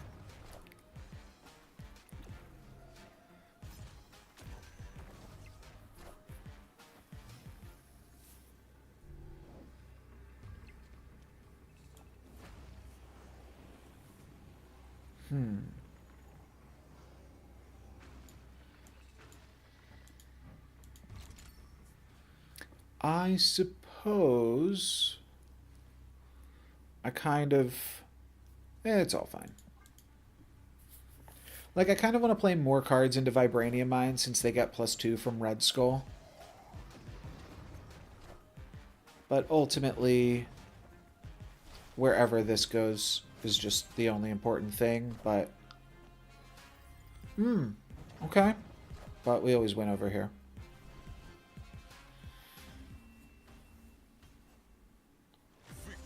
So if I can just play up against like 1 or 2 more bots, then I'm at least 90 for the season. Currently 11 cubes off. And then I think I am going to try to update my game and just switch over to Sanctum. Because I don't really care that much beyond that.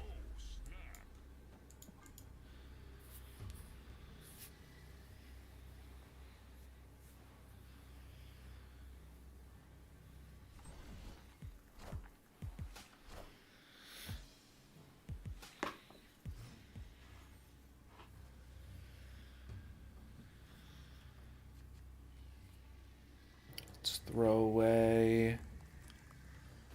I guess they're both the same, huh?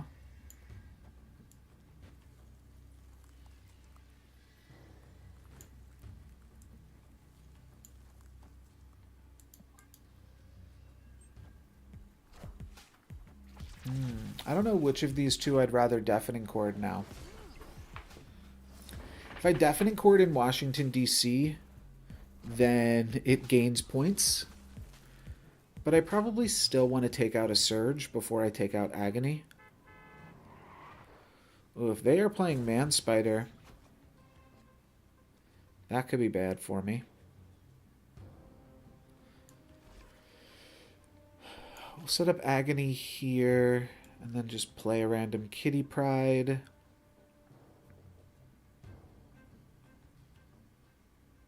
We can always use Chimichanga to reset the Maverick. So next turn we play Maverick, and then if we don't hit Scarlet Spider, we use Chimichanga to pump back up the Maverick.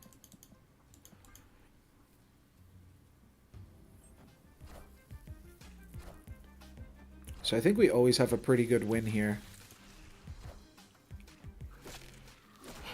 It seems like they're also shooing then.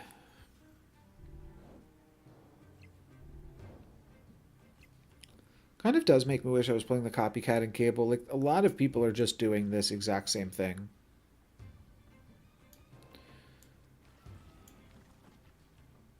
Spider Ham can pump up one of the cards in their hand. We Iceman a Hope Summers, though. That was the weird part about this. Hope Summers. Oh. How did they do that? How did they play a Hope Summers plus a Kitty Pryde? Oh, the Kitty Pryde is cheap because of Surge. Ah, okay. With Prio, let's take out Maverick. That makes the most sense. And then...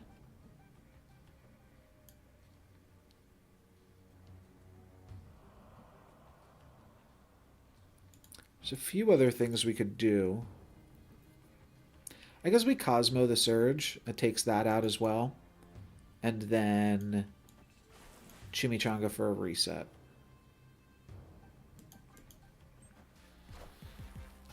Yeah, I mean, it was tempting to play Cosmo over here. I can't reset my Maverick if I do that.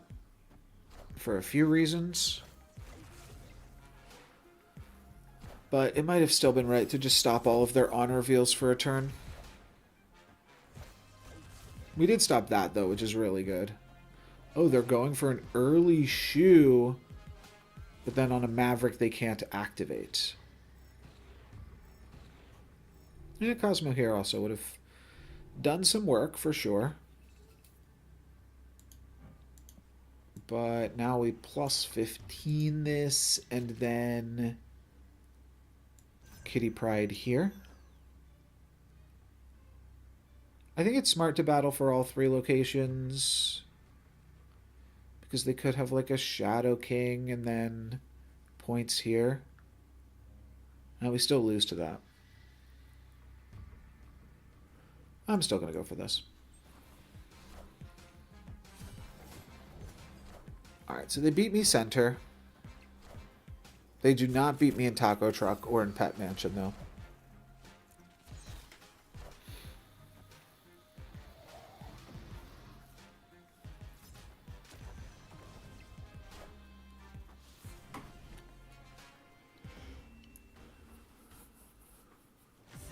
What are we now? 7 cubes off? 1 7-cube game?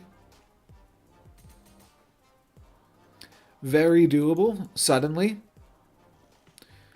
Just in time, right at the end of the season. Nobody tattle on me. Like I said earlier, we are simply time traveling. This is a season about time travel. So I'm taking my time. Taking my time. I think that tracks. Not quite snappable. We can actually polymorph or once in future this Spider Ham, so I'm just going to throw it into Jotunheim. It's silly, but I think it'll work.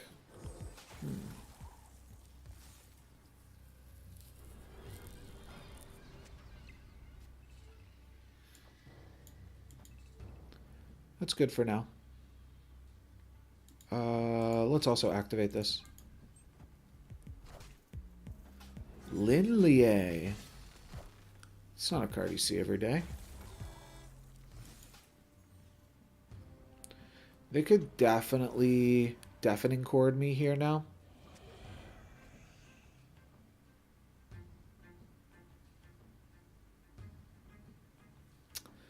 All of these locations are bummers.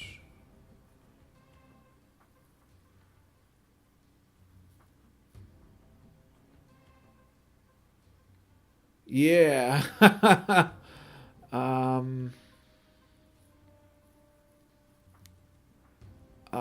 I really don't want Vibranium, so I guess I'm going to play here. Keep the ability to shoo open. Next turn we can dump a bunch of cards in the bridge, but... Okay. Maybe we hit the Nico draw 2 as well at some point. Okay, we've got another Polymorph / Tuck. We did hit the shoe. Okay. So, I think we can actually snap. And the play here is now... Okay, it was going to be Nico Maverick into shoe. And we had it. We just would have needed to find time to Polymorph and Once and Future all of this stuff. But Once and Future is a bunch of energy. I think we could have got there. 6 cubes away.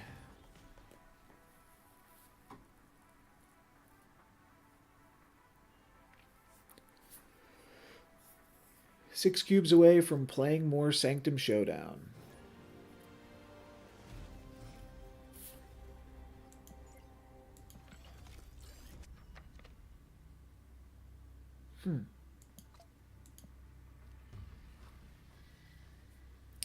Don't believe I want to Nico here, so I will play my little kitten. We're going to play to this location anyways, so let's just potentially throw them off here. Oh, that is beautiful.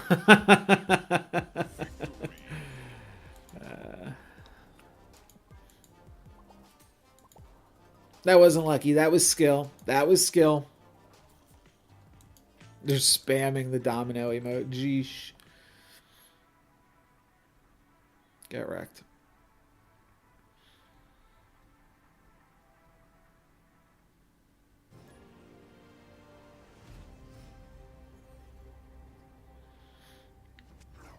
Yeah, that was pretty crazy.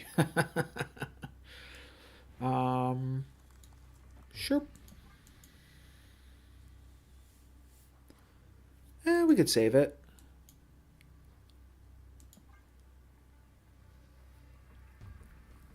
Yeah, why not?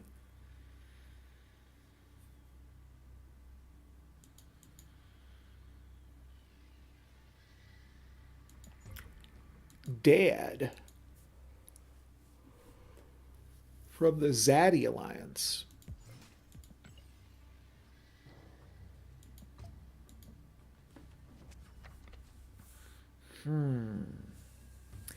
Do I wish to make copies of Maverick this game? I suppose, or maybe we'll make a copy of whatever we rip off the top with extra points. It could be an Agony. That would actually be the best possible hit, I think.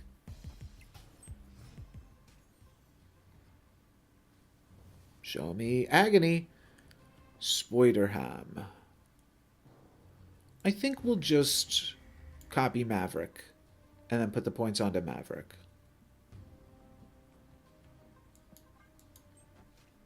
I'm letting them draw a bunch of cards here, which I don't love. I should have just battled against Adam Warlock.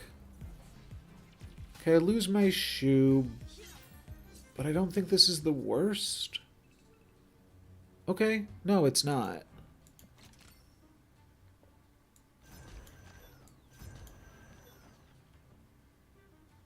This is a 7. And next turn I get to make a 12 power Scarlet Spider. I will have to choose between Spider-Ham and Iceman. And I'm not sure where I'm going with that. But I'm going to try to get the Scarlet Spider to land into Washington, D.C. by filling Lake Hellas. And then the final turn I'll get to play the other one, so... I think this is good.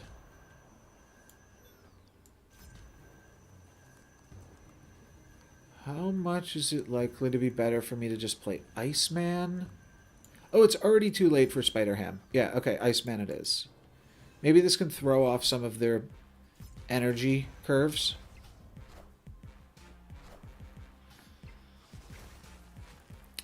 Don't know what that card does. But if they play it, they won't be able to play anything else and still do their other things.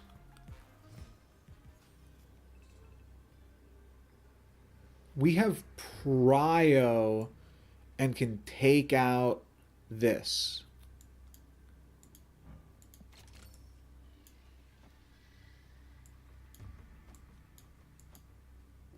Looks good.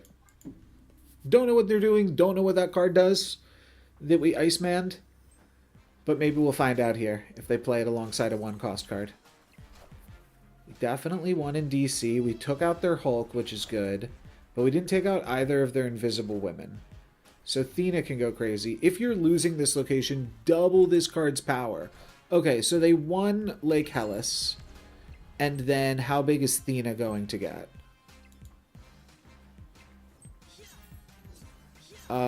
Plus 12? Wow. Calculated. Holy moly. Glad I didn't battle for the location that I was definitely losing, though. Okay, that's a cool card. Cool card, cool deck. 1 cube away from 500 gold. And then, like I said, we'll update to move into the next season. Unless I should try for Infinite. Should I just try fully for Infinite? Oh, what's up, Andre Var? What's hilarious is it would have been so much easier for me to hit Infinite while it was still last season, because now I'm playing up against like actual good players as opposed to bots. But what can you do? Oops, I did not mean to snap. I literally just fat fingered. Okay, we'll see it. Maybe he'll respect the snap though. He gave me a Cosmic Ghost Rider, and I gave him a Deafening Chord for my Merlin.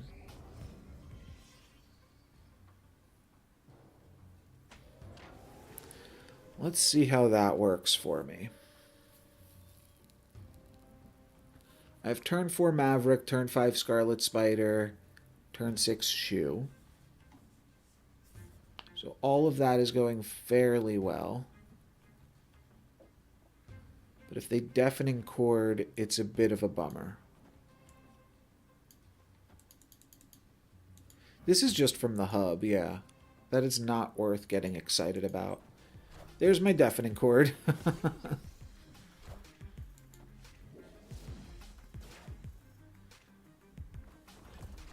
I kind of need to like hit something else so that I can play my cards, but yeah, I thought about that, but like what's really the purpose of that? Like that doesn't really do anything for me.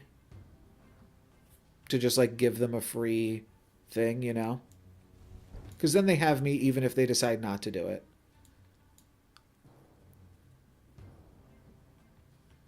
So here I'm supposed to, I think, just play Spider-Ham and Maverick. Actually, I think I'm just supposed to retreat. Was never supposed to snap.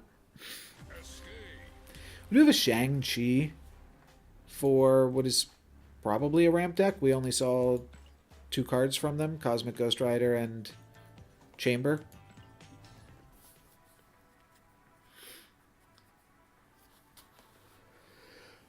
But should have just never snapped.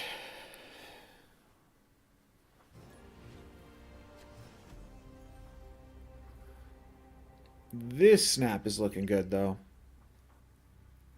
Not yet, but I think we'll be snapping this game shortly. Good stone. Okay, I think we snap here. Ah, that's not the best hit.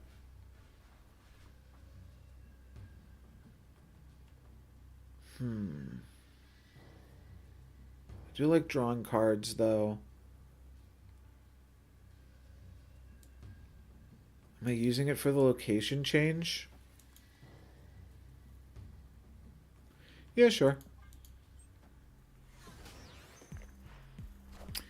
Okay, Kitty Pryde.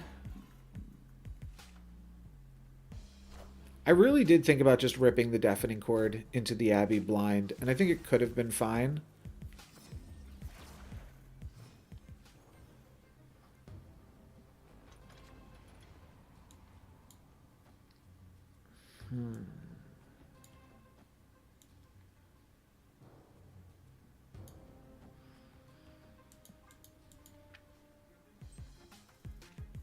Now we get to Deafening Chord 50-50 against a Sammy. And they play an expensive Lockjaw.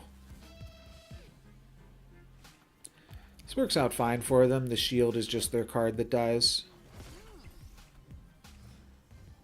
Will they battle for Hala this turn?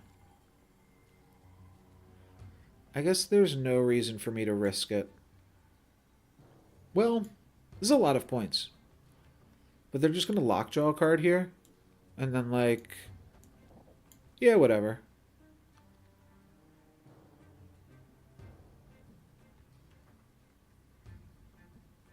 I think it could definitely backfire. This deck can play cards like The Thing First Steps.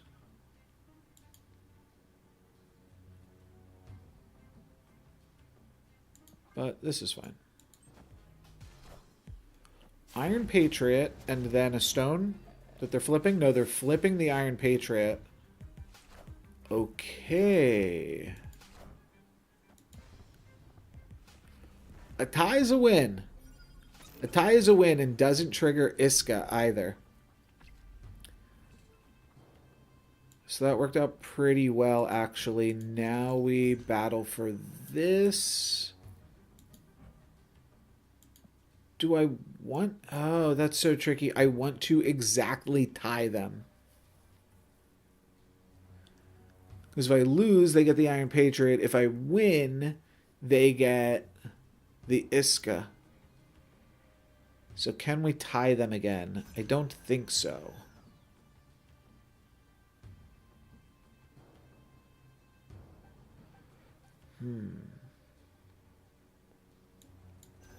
But I don't want them to have double Iska triggers. So I guess I'll do this and lose these points here.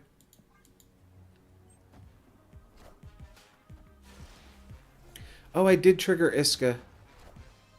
Oh, bummer. Just by one. And then this is going to swap out the shield, which is pretty good for them.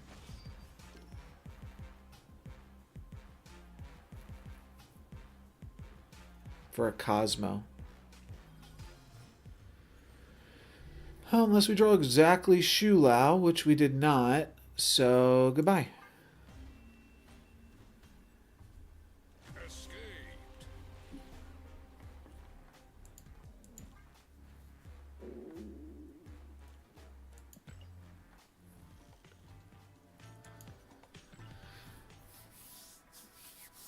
Still realistically just one game away, though. Gamer.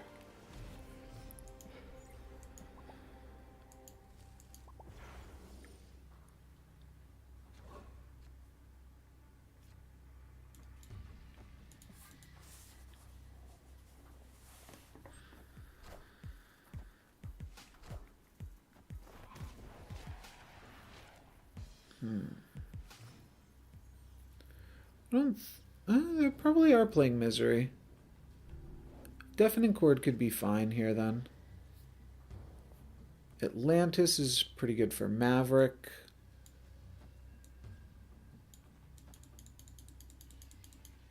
And I have the Shu and the Kitty.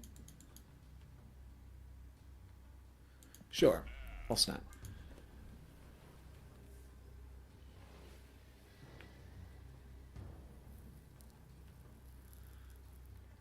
Oh, you know what? Gamer, I think, does potentially like Dormammu, but we'd know if it was Dormammu, actually, so never mind. I think it's Vicky. Oh, it's Pixie. Very cute. Alright, well, Jig might be up here. But we know they don't have that now, too. I mean, they can't Pixie this.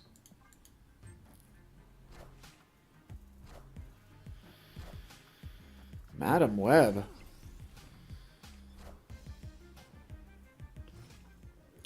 Not on my bingo card. That's really good. Really, really good. So assuming nothing weird happens, I get to make a 13-point Scarlet Spider and then give it um, another plus 15 end of game. So 28-point Scarlet Spider.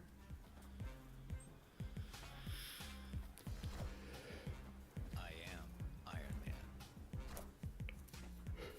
I mean, Pixie's scary. But I feel like we just have our curve here.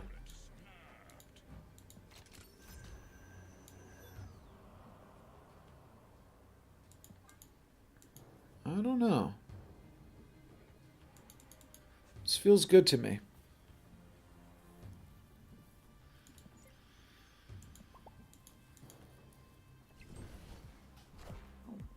Mystique the Iron Man.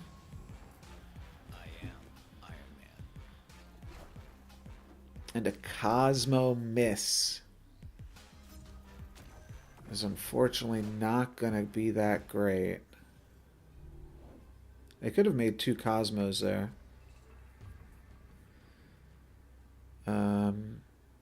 Instead, yes, we will get the cubes, which gets us to... I think that's a genuine thumbs up. I don't think that's a BM thumbs up. That gets me to rank 90. And let's see if we are still allowed to claim these rewards. What's my gold at currently? So if this gets me to 40k... Okay. Now we'll have to reset and see if we actually got to 40k. Or if we just, like, scammed ourselves somehow. Should I reset? I'll go for infinite. Why not? We'll keep it going. And you can see I'm at 93. I mean, yeah, obviously that was the first time I hit 90 for the season. Just have not found the time just yet. Binks. Hello, hello. And we lose a Spider-Ham. Spider-Ham's fine. Man-Thing. Huh.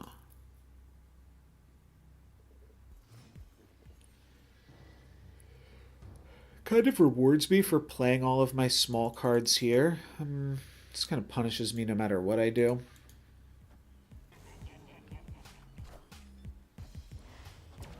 Okay. Yeah, I flipped first. Bummer.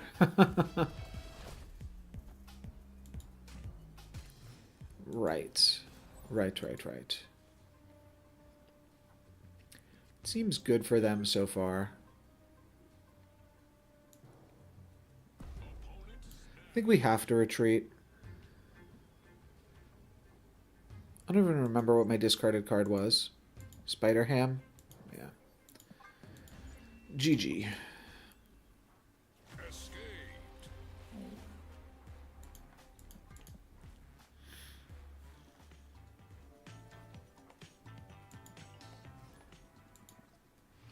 What is this thing lit up for? Oh, just to tell us to look at this. Oh. Fin Fang Foom has been out that long that it is now in... Yeah, I guess it's 2 months old. Okay. I might as well open up some of these and get Fin Fang Foom in Chamber at some point, right?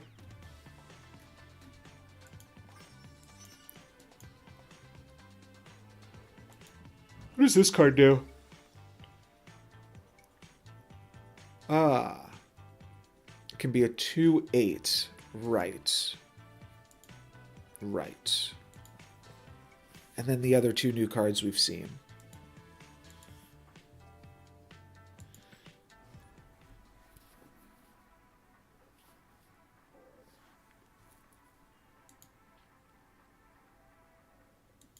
I was also thinking about just doing a review of the cards from the upcoming season, but I don't know that I really have it in me, to be honest. Do I want a second Merlin? I think not. That's a pretty good question, though. Seems like it could be really fun. Sure, let's get a second Merlin. The hope is that with a second Merlin, we can just polymorph something like crazy.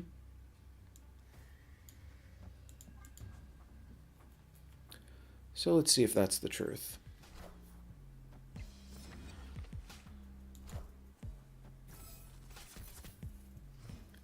We also get to Omniversal both of them together, which is cool. They steal my Scarlet Spider here. I get their Wiccan? Nah. That would have been fun, though.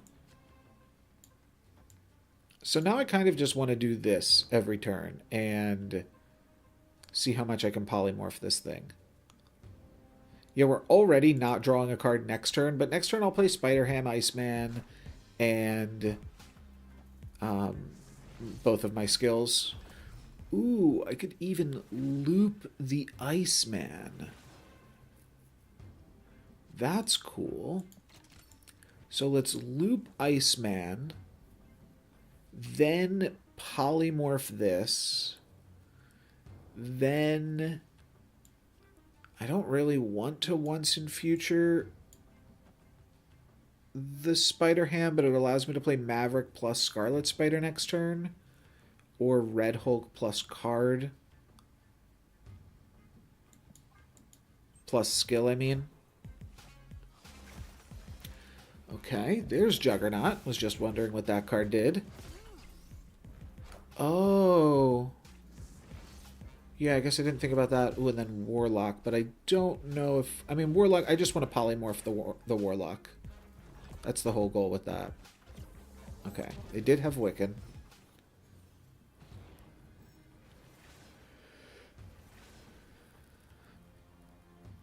I said I just wanted to keep polymorphing this, so I think I'm just going to do that. And then if I Agony and Scarlet Spider, it does move the Drax. And then we Omniversal Presence to pump up both of our Merlins. Yeah, it's fine.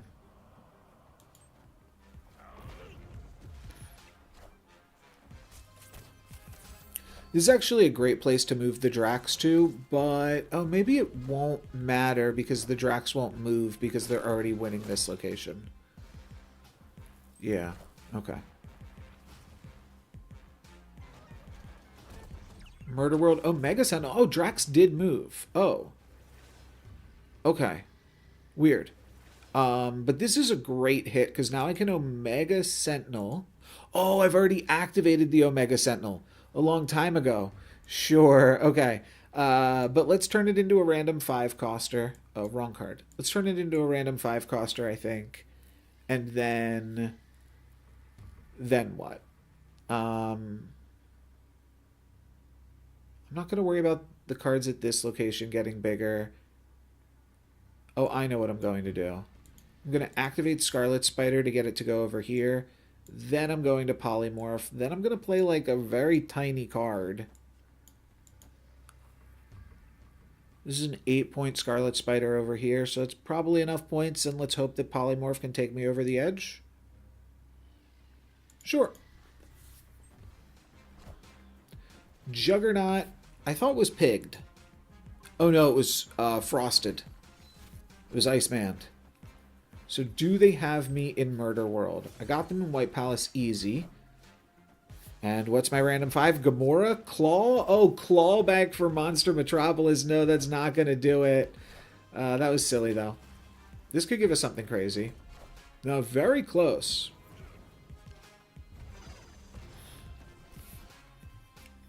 They were actually catch-upable in Monster Metropolis. Which is really surprising. Don't know how that was possible. Oh, because Claw. Right. I was like, where are my points even coming from there? The Claw. Do. And we get to chill out with this music for a little bit longer. That's good value.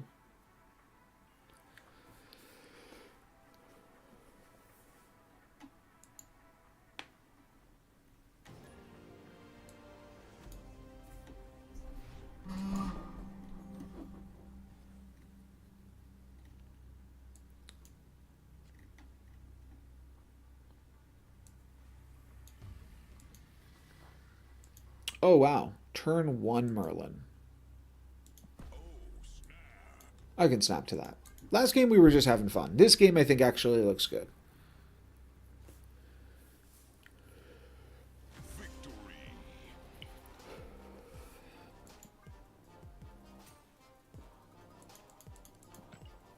I was surprised we did as well as we did last game, but polymorphing something from a 1 cost all the way to a 5 cost, that's just good value.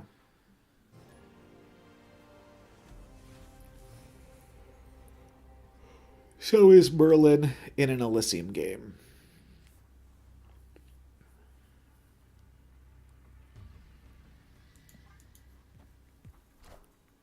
Ooh, okay. I'll definitely hang on to Agony so that way I can eat a spider ham, eat some bacon. I don't even know what it hit. It hit the kitten. It hit in the kitten.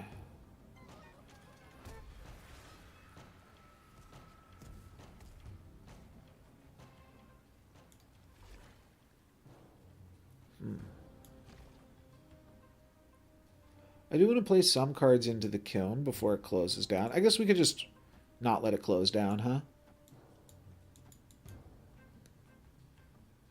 Yeah, that's probably right.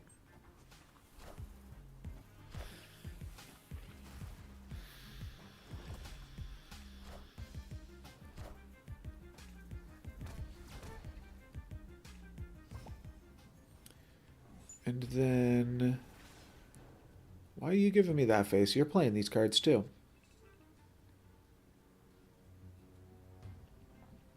Guess I won't play my polymorph. I could just do this turn and then next turn play Agony or play Maverick plus another card. Sure.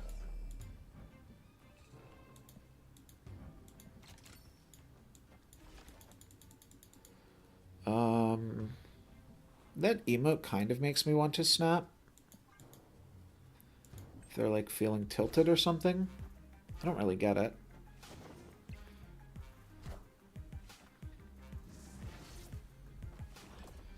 Lasher. Not bad. Jack Flag Marvel Boy. And they do have the appropriate number of points here to get an extra energy from Starbrand Crater. I'm thinking I go Maverick and then turn off Starbrand Crater, and then I'm trying to figure out what I want to do with Deafening Chord. If I probably just want to hit Marvel Boy, but I could also roll a 1 in 3 to try to take out Jack Flag. But I think I'll just hit Marvel Boy and then Lasher. And then I will need to hit a 1 cost card to finish off.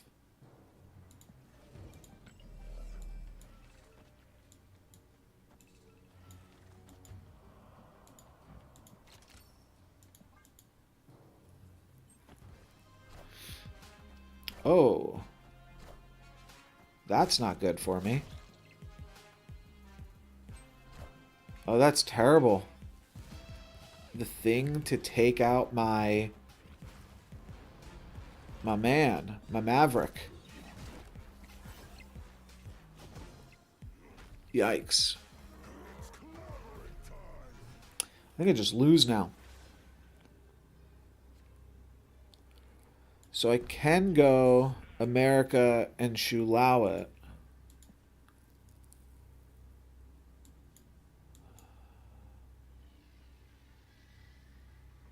Huh.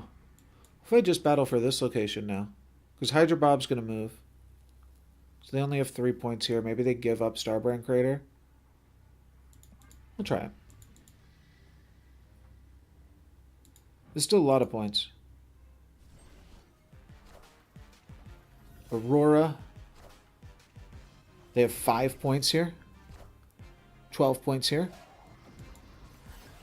38 points here. 40 points here.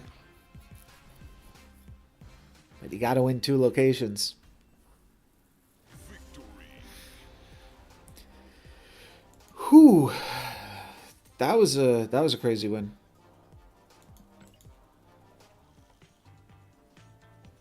Do do do do do do do do do do. I'll probably wrap up the stream at like 4:30 for people looking to get their drops. I'll make sure to raid someone as well.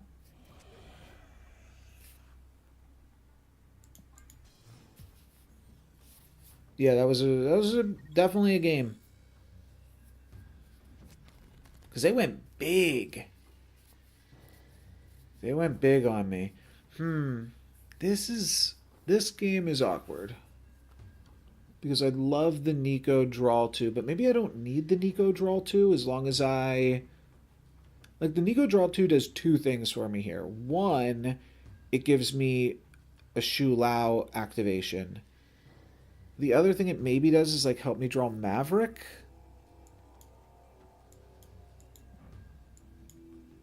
What if we do this? I think this was actually a good play.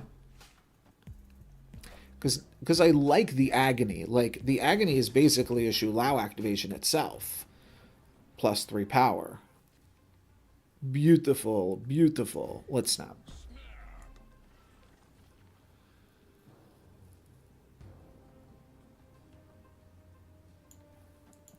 We're going to be able to get into Spider Island with the Scarlet Spider. So I probably shouldn't stress about anything else happening this game. All right, we take out the CGR. We actually do find the Maverick, so now we have perfect curve of turn 4 Maverick, turn 5 Scarlet Spider, turn 6 Shu. And all of a sudden, this is looking pretty dang good. I think it was already looking pretty dang good, but you just have to go for the Nico draw too. It's just always so fantastic.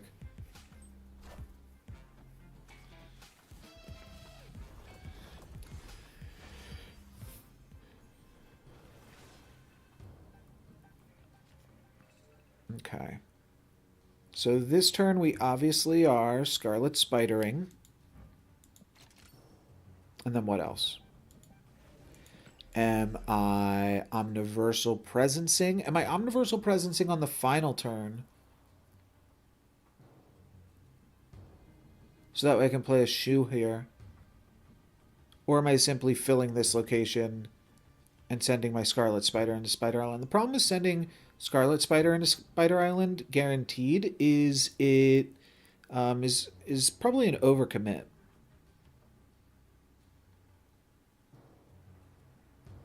So then I think I'm doing a Polymorph plus a Scarlet Spider.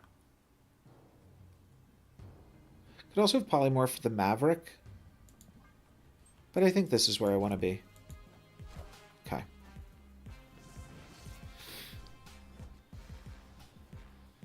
Sure.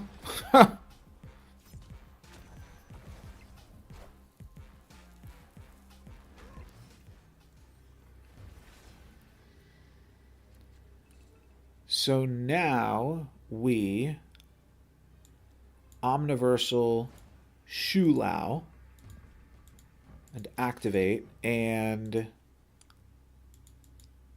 yeah, it's a plus 15. We've played 2 cards every single turn.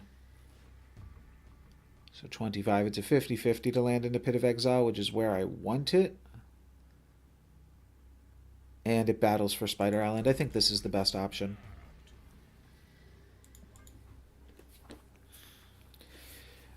I don't know what they have if they're snapping here. I was initially putting them on something like Dr. Doom.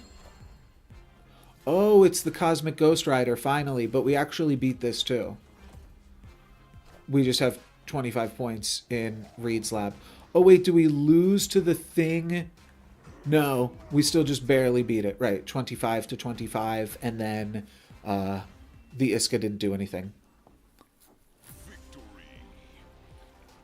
Wow. Crazy.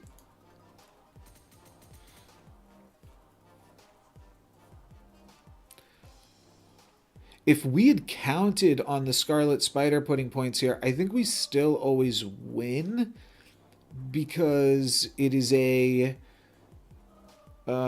differential game right here regardless, and we just had more points, so we're always going to have more points, so it didn't really, the locations of things didn't really matter.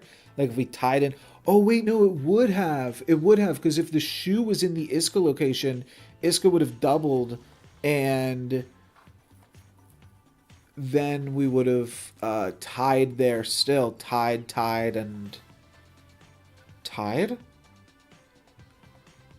Whoa. We actually could have just fully tied that game, a tie at every single location. I don't know that we still would have played the shoe, or I don't know that we still would have played the Omniversal, but I think our Kitty Pryde and our Spider Pig were both 1-pointers. So I think it still would have wound up going the same way. I'm going to give myself an opportunity to draw into a 1-cost card, but I think I will just toss Merlin for 2 cards off the top.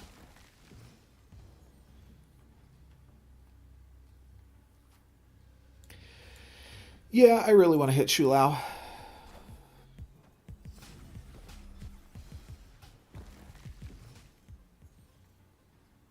I think that's important.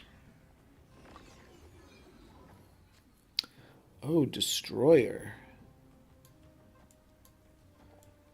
That's interesting. I mean, not really. We do have Cosmo Destroyer, which is funny. Huh.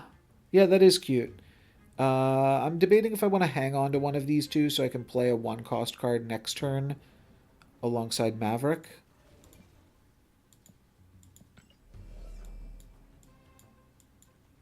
Suppose that's fine.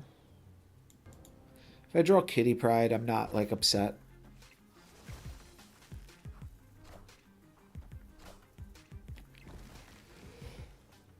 That's good. Ah, Kitty Pryde. Come on! Come on! No, I'm not upset.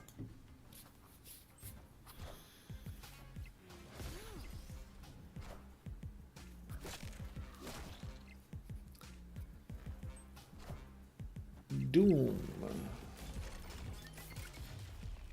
Yeah, taking out that Sandman feels pretty good. I guess I could probably just snap then, huh?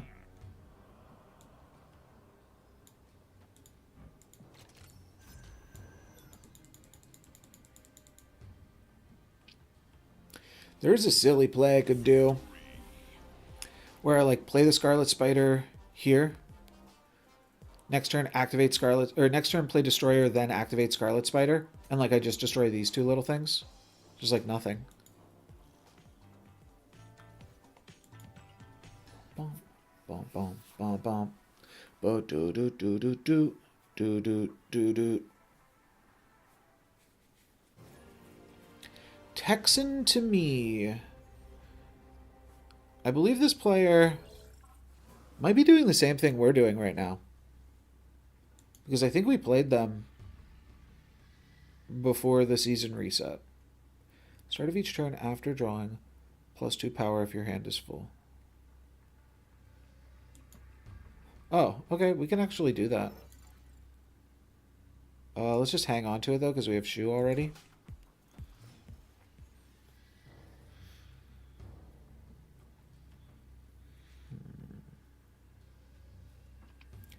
Now do I play Merlin or Shu?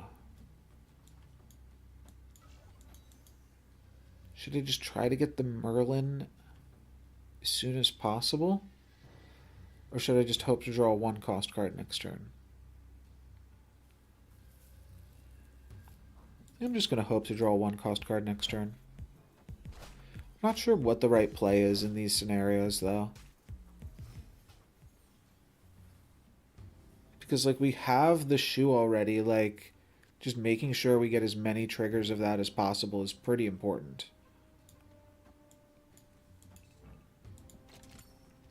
Here's another thing I'm never sure about. Do I want to Spider-Ham and then Iceman? Or Iceman and then Spider-Ham? Oh, you know what? It's better to Iceman first. Or, I'm sorry, it's better to Spider Ham first. Because then we can see if we hit the pig. I think. Whereas the other scenario, we're just flying blind. So I think this has the opportunity to give us more information.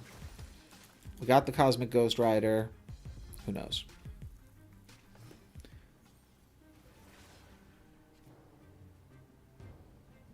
Oh, okay. They did not like that we took away 2 of their cards.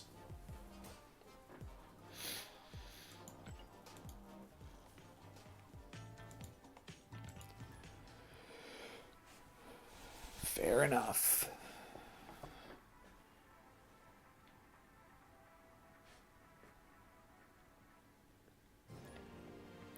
G-Chomps. There actually is something that I'm kind of interested in playing with Fin Fang Foom. Kind of makes me want to open up some snap packs and buy Fin Fang Foom real quick. The ordering on this is very tricky because I would like to Nico get a copy of Maverick and then play the Maverick, but then that denies me a Shulao, so I'm not sure that that's worth it. I'll try it. Maybe we get like Bucku TV. Thank you very much for the raid. Awesome. I apologize to everybody that was watching for that being loud. I thought I turned down my Streamlabs setting, but I did only turned it down for followers. So if you follow, it'll be at normal volume. If you subscribe or raid or something, then it will be very loud. But thank you very much for the raid, my friend. Let's grab an extra Merlin and do some silly Merlin shenanigans this game, I suppose. That definitely allows us to Spider Ham into Jotunheim, because we'll find a polymorph.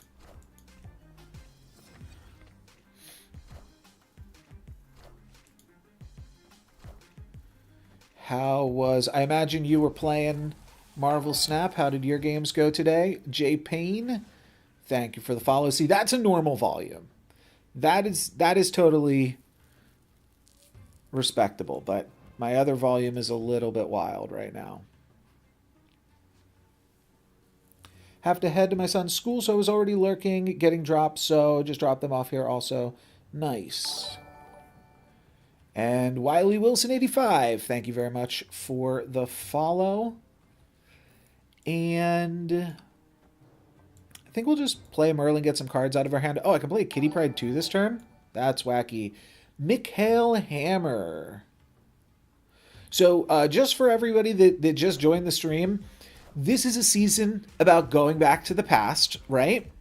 So I am currently playing last season because my game did not update, so I am currently still trying to hit Infinite last season. Since I really didn't play that much last season, I never wound up hitting Infinite. So we're doing a little bit of funky time travel nonsense right now.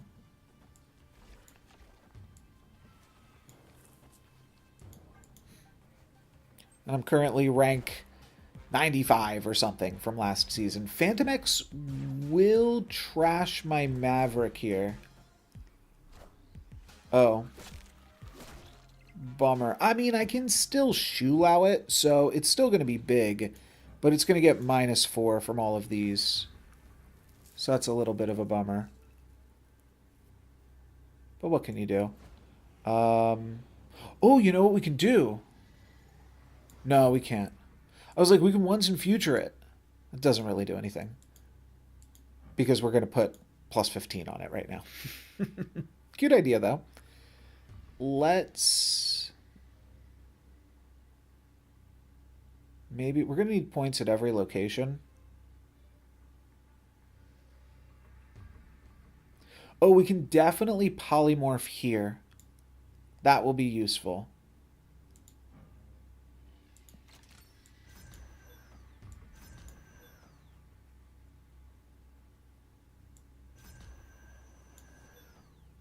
This could work.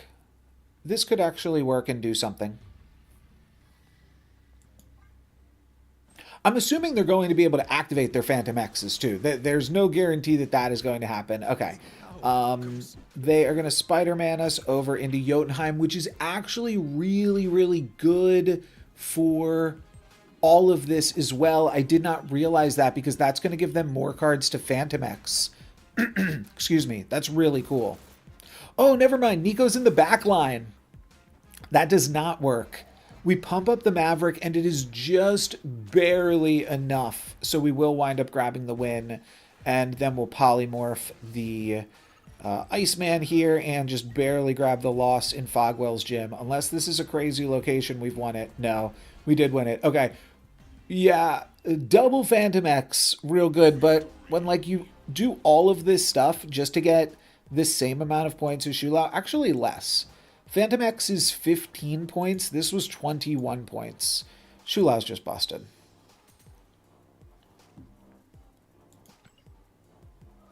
Like, they played all these weird cards to make a 4-15, and I just played a bunch of good cards to get a 5-21. I mean, it's a different costed card, but still. The return rate on that is quite busted, I think, still.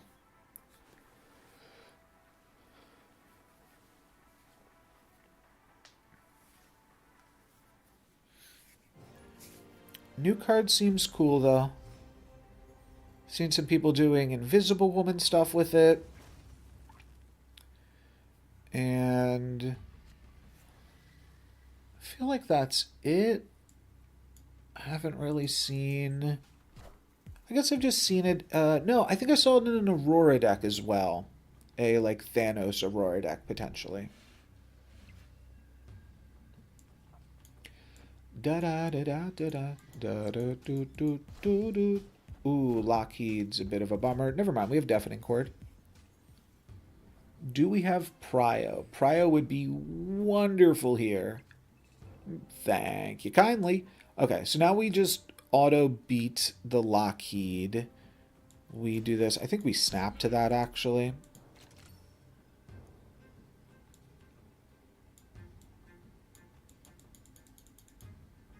Sure. Oh, you know what? I could have played the Agony into Stark Tower so that it got more points. Okay, this could be an Iska deck.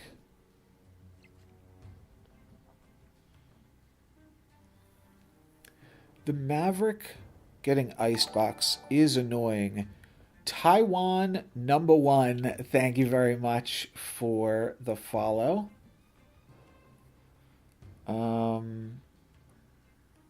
What do we want to do? I think we just play Maverick, play Scarlet Spider.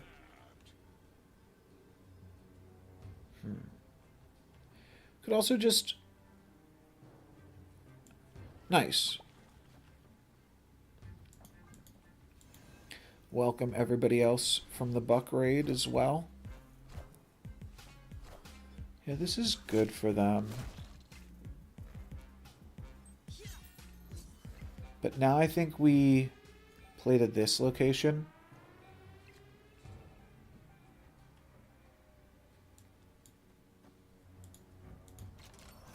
This gives me a 12-point Scarlet Spider. And if we draw Shu, we can make it even bigger. If we don't, there's still good plays that we're making. Oh, they're going double Invisible Woman here. Sure. I mean, I'm kind of just hoping that the Scarlet Spider goes over into the Icebox at this point. But I'll probably keep it honest. Wow. Okay. So... this might just mean we win either way. It's a 24-pointer. This is going to activate 4 times? Yeah, this is going to activate 4 times, so 12, 21. Yeah, we still beat this. I think we just play like this.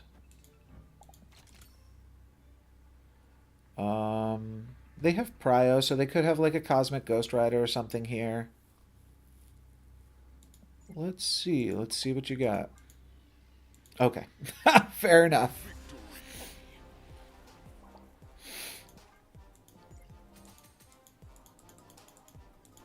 Well, let me click.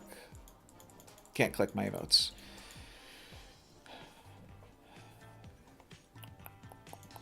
I was gonna say like something about the game not being pay to win. Won't even let you click your paid emotes.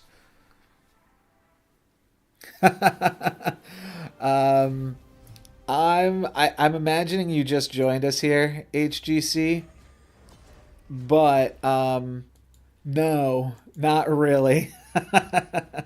I am still playing from last season. Unfortunately, I did not hit infinite last season, so I'm seeing if the game will let me hit infinite last season before I refresh my client because I've just been continuing to play since then. I just didn't play it all last season. So it is actually embarrassing more than it is impressive, but we'll see what happens. I mean, I'm just testing it for science at this point. If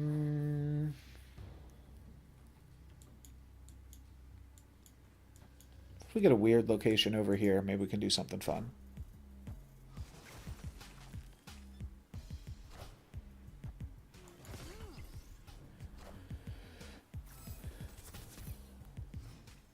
Like, lock ourselves out with an acid arrow.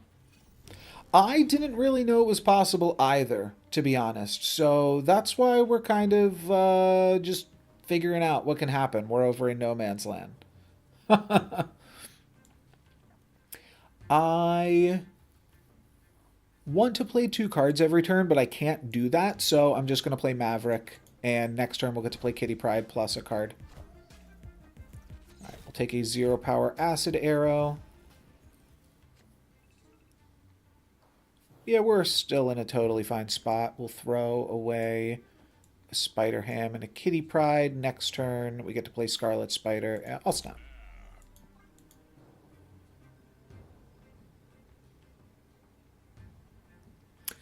Oh. You've never played this game. It's pretty cool. It's, if you like card games, I think this is kind of like a great one. The benefit of it is you can play on your phone, and the games only take like 3 minutes to play. So it's very easy to just like hit the one more game button and like, you know, you make a piece of toast, you play a game of Marvel Snap. So it's like very easy to just weave in at random places in your schedule. So I think that aspect of it is really great. We've already snapped here. We've been doing good recently. The start of the stream was definitely rough, but then we switched over to this deck and just started shooing people. Just started shooing them out. So, I mean, it's like Hearthstone in that it's a card game. The energy system or mana system is the same as Hearthstone. This is your mana system, and you get 1 additional mana every turn. So turn 1 you have 1 mana, turn 6 you have 6 mana. And yes, I am playing against people using the new cards. I'm in the new season. I'm in the old season, I think, but I'm like still not totally sure. All of my opponents are still definitely in the previous season though, or the current season. Except for one of them. I think one of my opponents might actually be doing the same thing that I am, because I played them 2 hours ago at rank 80, and I just played them a few, like 20 minutes ago at rank 90. So I think they might be doing the same thing that we're doing right now. Let's do this, and could possibly guarantee where the Scarlet Spider goes, but I'm just going to play this. I don't know why my opponent snapped this game, if it implies that they have something powerful for me, but whatever. The main conceit of the game, is you've probably been able to tell, is there's only 6 turns, and at the end of turn 6, whoever is winning 2 of the 3 locations wins the game, and you're winning them if the location is orange because you have more power there, generally.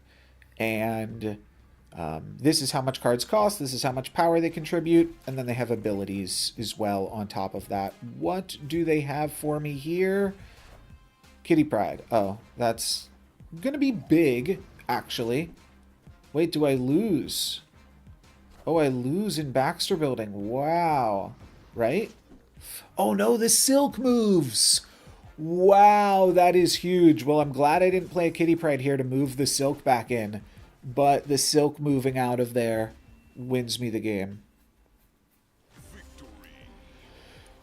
Yeah, it's very simple to learn. Obviously, when you're like watching a stream like this and I'm playing with all of like the high-end cards, it's going to be more complicated. But, you know, Hearthstone, the actual mechanics of the game are pretty straightforward. But then, you know, you start to layer in locations and new hero powers and cards that generate cards that generate cards that generate cards and quest lines and things like that. And this game has all of that same complexity and depth as well. I'm going to snap here. Oh, I should also mention, the biggest thing that separates this game from all other card games is the ability to snap. Every game is worth 1 point. So if you win the game, you'll go up a point, your opponent will go down a point. However, at any point during the game, you can snap, which means you want to double the stakes of the game. You can double the stakes once, your opponent can double the stakes once, and the stakes will always double on the final turn of the game, on turn 6. Usually that's the final turn of the game. So that means that the game can be worth up to 8 cubes. If you double it and your opponent doubles it and the game just naturally doubles, it will be a 6-point game instead. Start with this. I do think I just want to play to feast as much as I can, so that way we keep getting extra energy. This might be overkill. I might be helping them too much. That is definitely something I was looking for.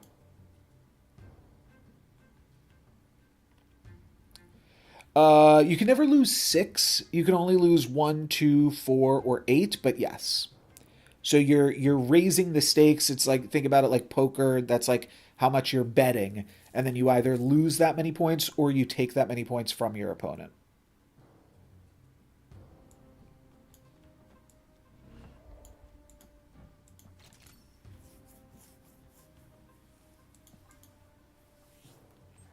We could also fill Grand Central. Oh, that's a bummer. If we fill Grand Central, we'll never cheat out our card there. But I think that's awkward. Oh. Shoot. I would have loved 1 more energy this turn. I think I might just copy Agony, though.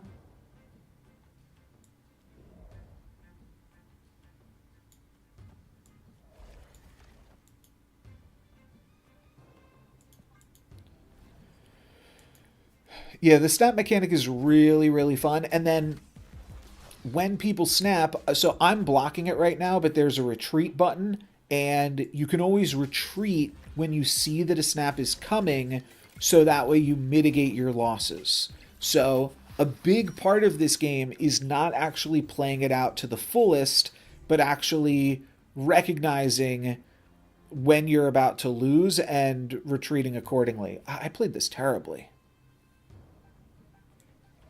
I guess I'll have to do this then.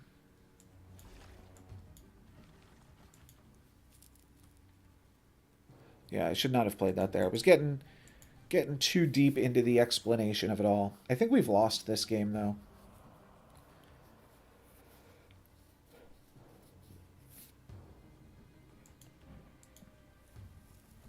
do get to make a really big Maverick, and maybe we do have enough flexibility.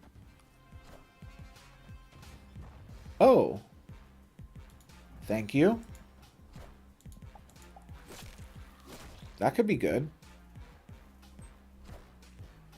But I'm assuming they'll play a Doctor Doom next turn. Oh, I guess it depends what comes into Grand Central here.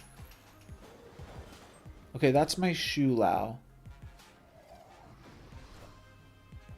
That's their Aurora. She did not even seem to do anything. Is this a Cosmo? Why did this not do anything? Oh, that was pigged. That was a pigged Aurora. We've already won Grand Central. We can... Oh, gosh. We won this game. Oh, we're already snapped. Okay, beautiful.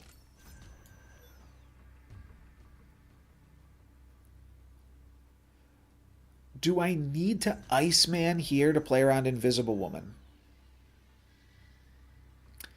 It can't hurt. They're going to make 2 more Doombots end of turn. So this is going to go up to 25.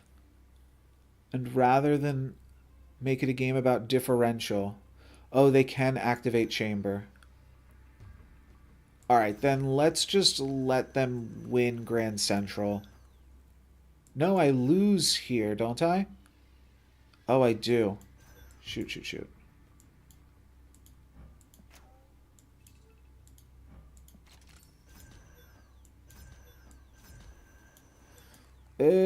20 feast. I think this is still good enough. Jack Flag's a little bit scary, but I'm assuming they're playing a Doctor Doom here. And we stop that. If it's something bigger, yeah, okay. So we stop the Doctor Doom, they win in Death's Domain, and we win in Grand Central. Thank you, Keifu. I definitely missed that one.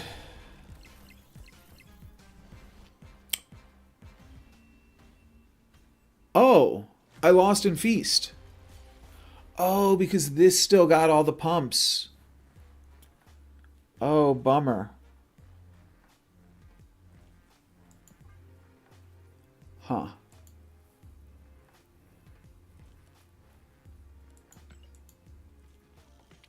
I think I have links banned. I'm not sure if that's what you tried to comment.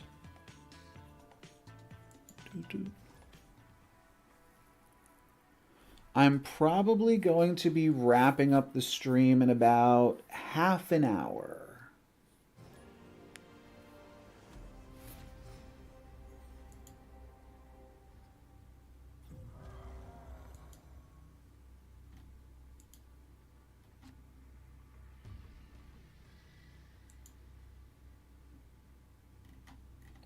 And let me just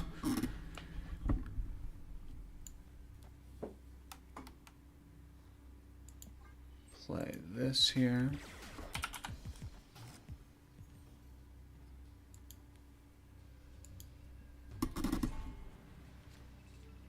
Oh, Proscenium Kitty Pride is quite the combo.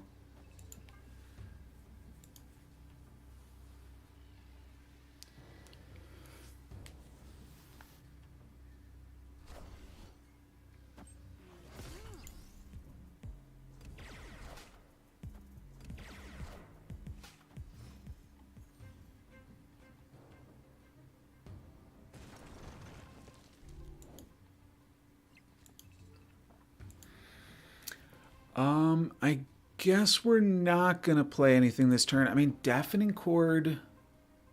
Okay, we'll still have priority next turn. That's good. But yeah, we have to clear out those rocks. Now, we've already snapped, so there's not too much more we can do this game. But this is all looking quite good. Oh, I guess instead of Kitty Pride, I could just play Maverick right now. Yeah, it's already turn 4. Where's the time gone? But that's gotta be good to take out a Kid Omega like that. And then just have a huge Maverick already. Gotta be good. Now we could Cosmo with Prio. We're not even going to play the Scarlet Spider this game. But Cosmo also just has to be too good here. It's too good to not play. So yeah. And then I'm just going to use a Scarlet Spider as a 4/5. And we'll pump that up with Maverick.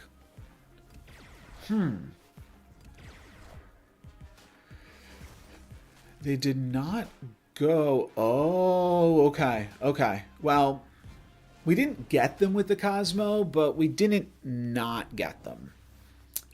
And also this helps me because now I can Maverick the Scarlet Spider and find a Shulao. It's worth it to throw away the Kitty Pryde for a Shulao here, I think. Yeah, this is fun.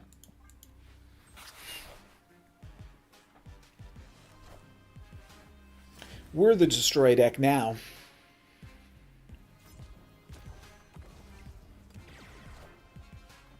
It's going to be one of the bigger Scarlet Spiders we've seen.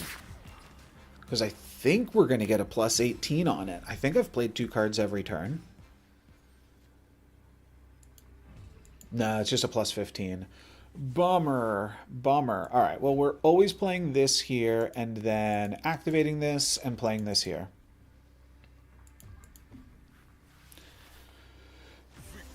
Easy enough.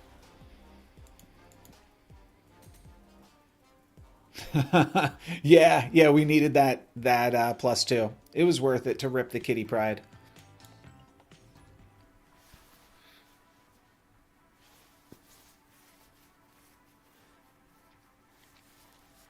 That's another thing that I think separates Marvel Snap from other games is the decks are only 12 cards, which means that like you get to the game is very, very consistent in terms of like the RNG around it all. And the locations provide some fun RNG, but I think you'll find that like good players can just come out on top more often than not by recognizing the odds of everything too.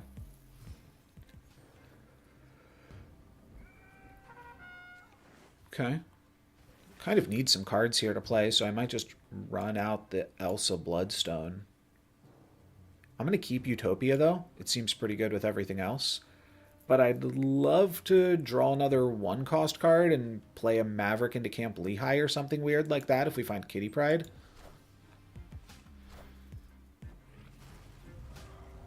Okay. It's another good Kitty Pryde location, I suppose. And is that from Camp Lehigh? Gotta be, yeah.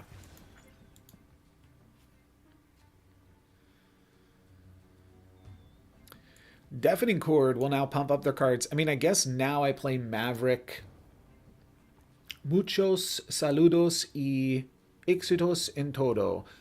You know, I'm not fluent enough to really know what that means, but I think it means, like, goodbye. Many, many goodbyes. And exits today.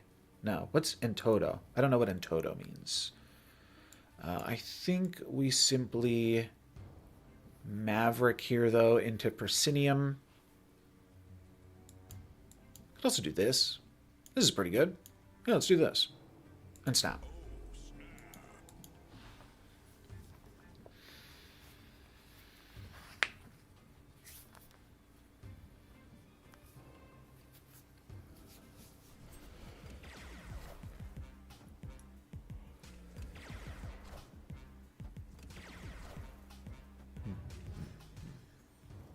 Morbius was not what I was expecting.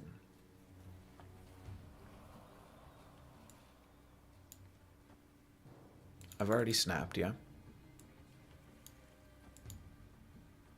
Oh, and I do get to use Elsa Bloodstone. Oh, beautiful. Kind of forgot about Elsa. I was thinking that I had to play cards into her location, but no, that's just not how it works. I can play a card over here into Elsa. Get rid of your blink. Oh, a Star-Lord?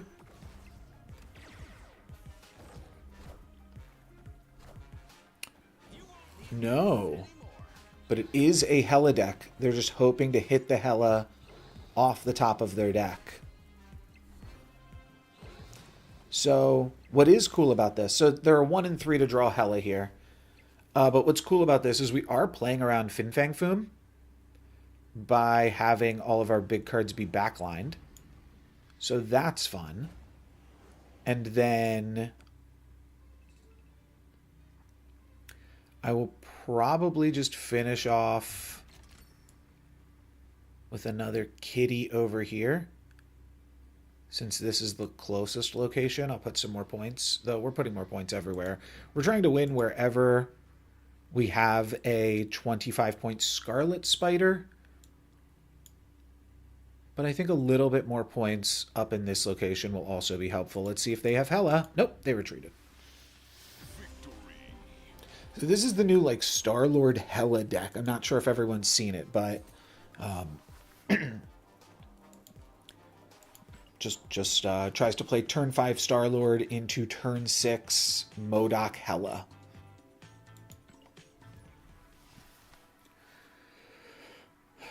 I have not decided if I'm going to do more streaming tomorrow. Oh, by the way, my new Slay the Spire video just dropped. Because those are set to come live at 4 o'clock every day. So now I'm cutting into my own content here. And also, I am 9 subscribers on YouTube away from 3,600, which is a nice little divisible by 100 number. I mean, we have the shoe. Let's just chill. I'm assuming Cerebro, seeing Scarlet Witch. So I probably just save this for the final turn. Probably save a lot of this for the final turn, really.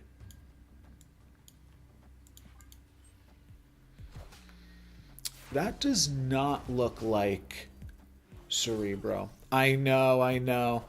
I'm making it tough to catch up on the Slay the Spire, but there's only 3 days left before Slay the Spire 2 comes out, so only have a little bit of time to do it to it. What is this? Is this simply Victoria hand with Scarlet Witch because she's cheap? Must be that. I want to battle against this. And I suppose if we Spider Ham, that could hit the Iron Patriot card. So that's good. Luna. We did not win. Oh, Weird World. Shang-Chi's fine. Shadow. Oh, we hit all of their tech. Oh my gosh. Okay. That feels pretty good.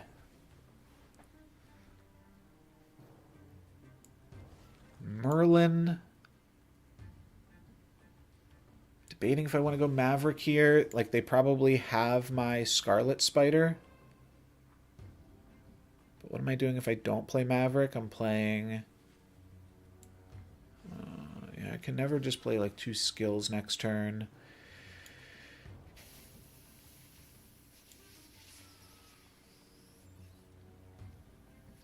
It's awkward. The curve's awkward here. I'm going to do it, though, still. If we really need to, we can just do nothing next turn. Oh, they are a Serra Tech deck. I see.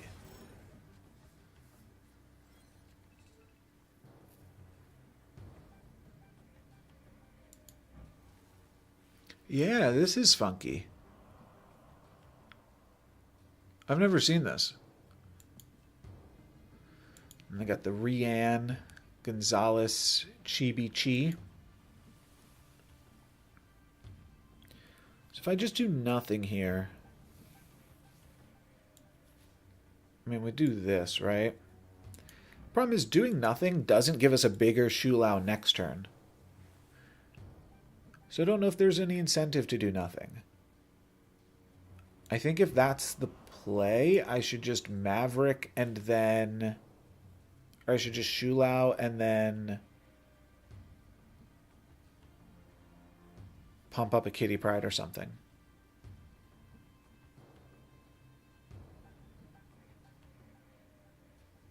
This does take Prio, which is a little bit annoying.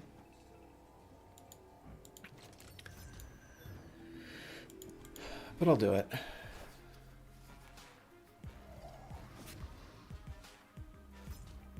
I think because I drew all of their tech, it doesn't feel like there's that many ways this can go wrong.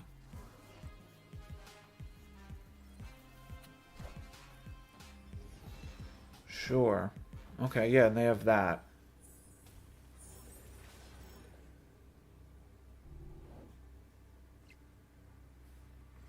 But now what?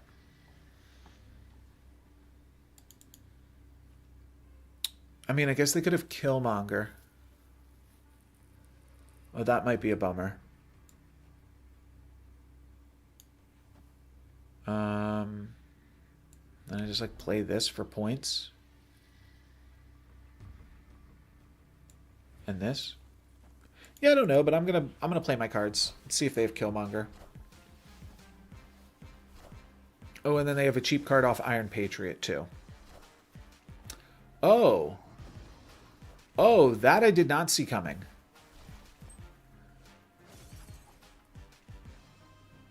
The Grandmaster, for some reason, did not work. That I did see coming. Why did the Grandmaster not work on Shulao? I'm not sure, but... Bummer. Forgot about the Daily Bugle. Well, we only lost 2 cubes off that one, right?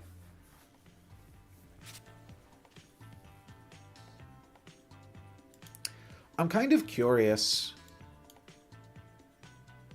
I guess I'll keep streaming for 20 minutes until we see if we can hit infinite. And then if that doesn't work, then I'll like refresh my game and see where we got to. And maybe like open up some new stuff in the new season, right?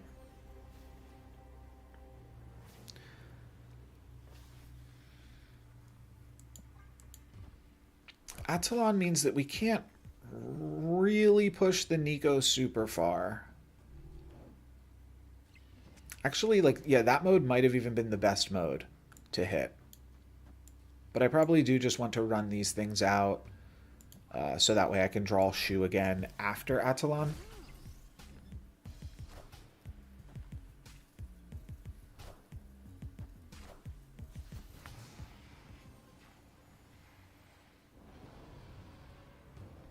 Okay, Madripoor Maverick is very good.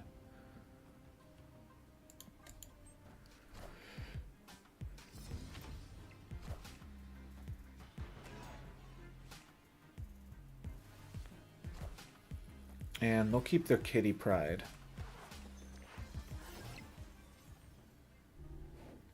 Yeah, but that's a lot of fun. Okay. Then I could Scarlet Spider here soon, too. And... Hey, Marzipan! Thank you very much for the follow. Silly name.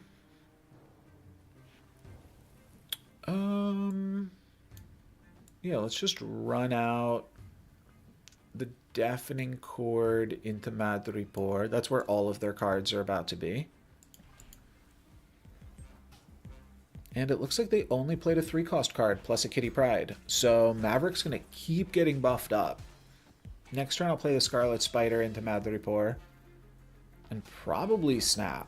Especially stranding all of this here. Oh. Oh, that is really good. Oh, now I might not want to move the Scarlet Spider just yet. Or play the Scarlet Spider here just yet. Because it would move out both of these things.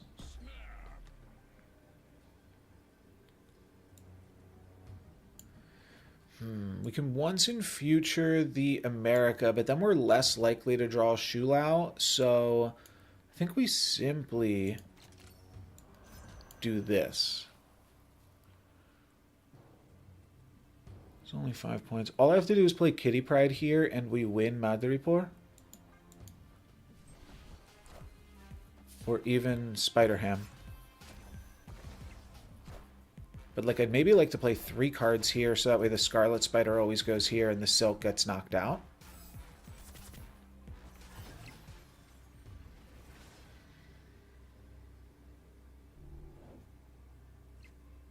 Oh, wow. Well. We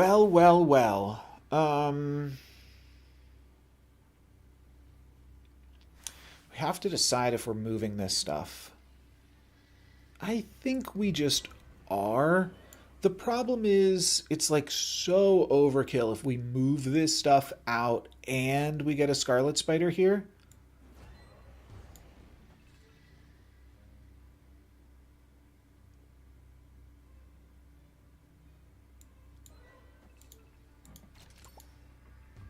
But this just seems so good. I mean, they could have a Shang-Chi, they could have a number of other different things, but let's just go for this. Okay.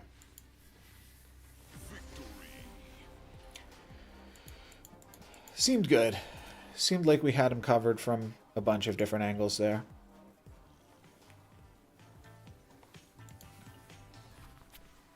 I mostly just like don't play around the tech cards anymore, which means when they have the tech cards, I really get got. But it's probably just from being out of practice, though, too. If I was playing more, I'd probably play more around tech cards. So we can copy an Agony. I don't really understand Essex's Lab.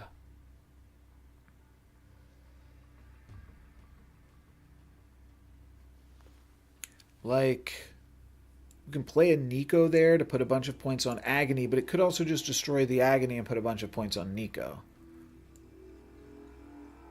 So I'm just going to ignore it.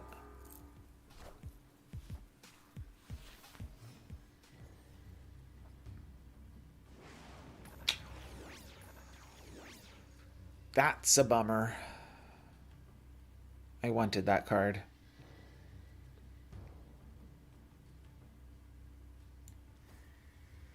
I guess I'll make a bunch of Kitty Prydes. No, I'll make a bunch of Spider-Hams. But I hate it.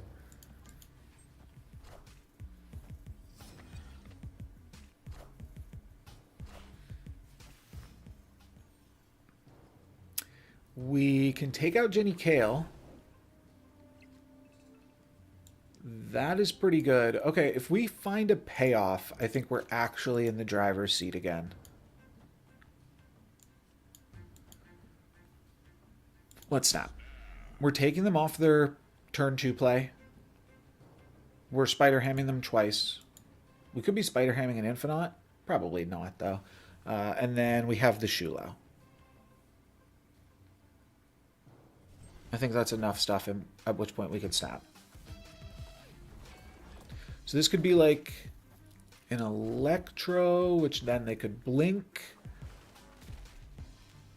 So the Jenny Kale didn't really do much of anything here, but we still turned it off. After turn 4, destroy a card here, your others split its power. Still can't exactly figure out what that's doing, but I suppose I'll play all my cards there this turn. I don't really want to lose my Kitty Pryde, though.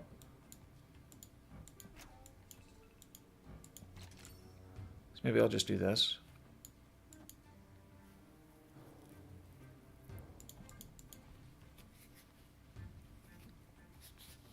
If they just play like an Infinite here. Okay. They're not really doing anything. Oh. Fin Fang Foom. Sure. Sure. But you don't really ramp out a Fin Fang Foom. So, I don't know. I don't really feel like I'm doing anything, to be totally fair. Yeah, because I didn't hit any of my activate cards other than Spider-Ham.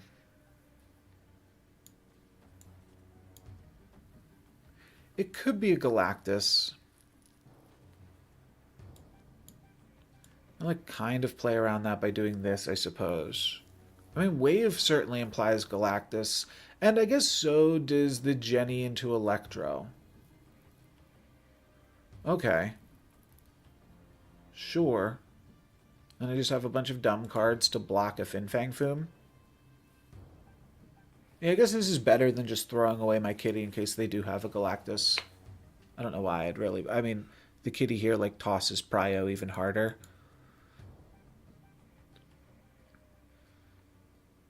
I'm definitely not on my game if I'm not sniffing out a Galactus before it drops. But you were totally right.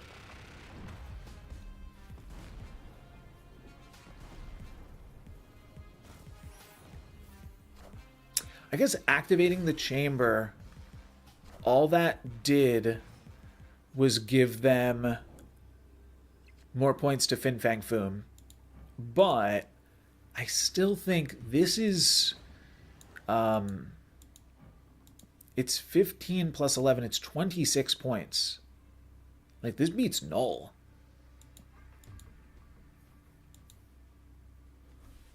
I'm not exactly sure how we'd lose this one.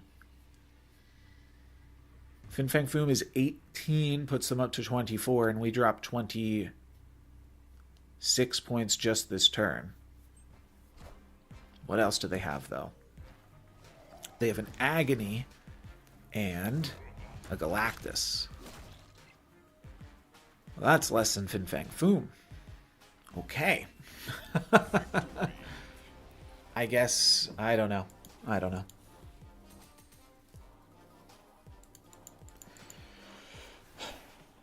Not sure.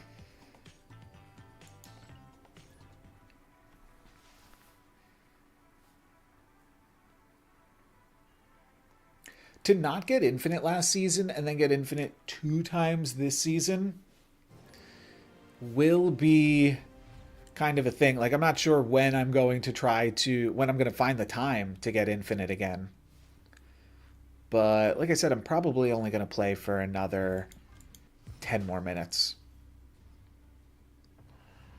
So I'll call it there.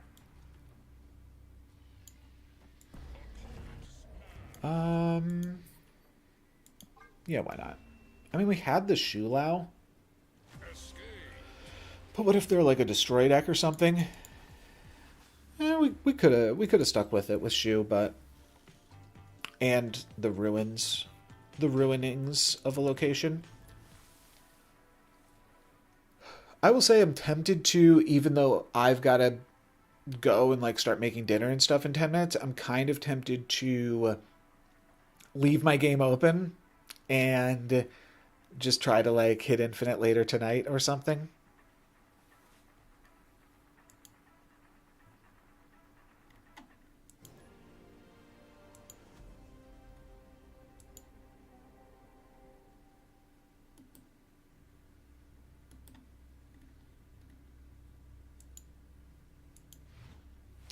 Sorry, I was checking something on Discord. That's going to make the whole game crash.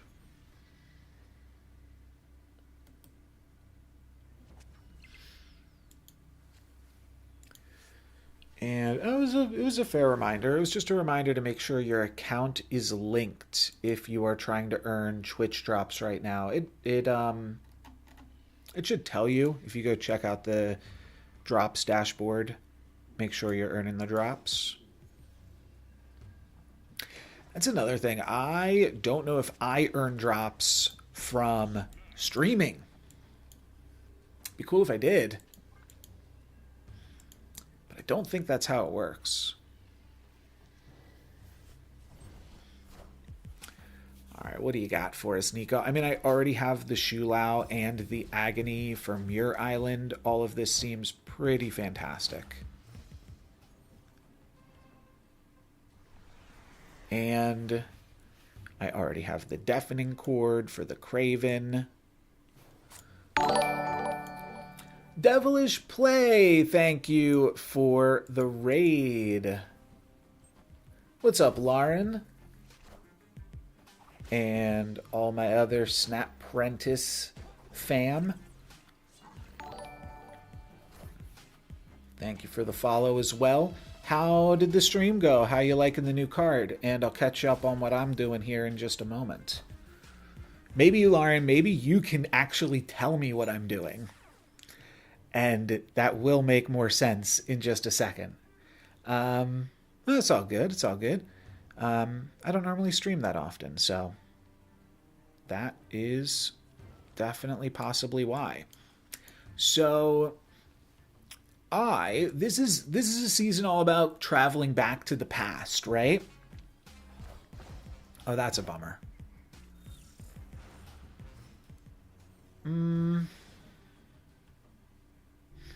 What can I do about that? I don't think anything.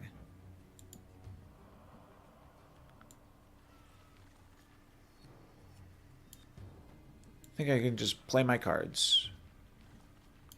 We can cheat a lot of power into Quantum Realm with Shulao. Or we could win a different location. We have to figure out which of those things we're doing now. I think we win a different location.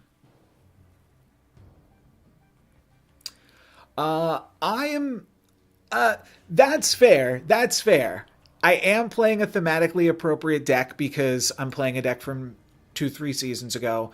But I'm also doing something a little bit sillier than that. For now, let's do this. Wait, how does this work? What was the last card I played? Okay. So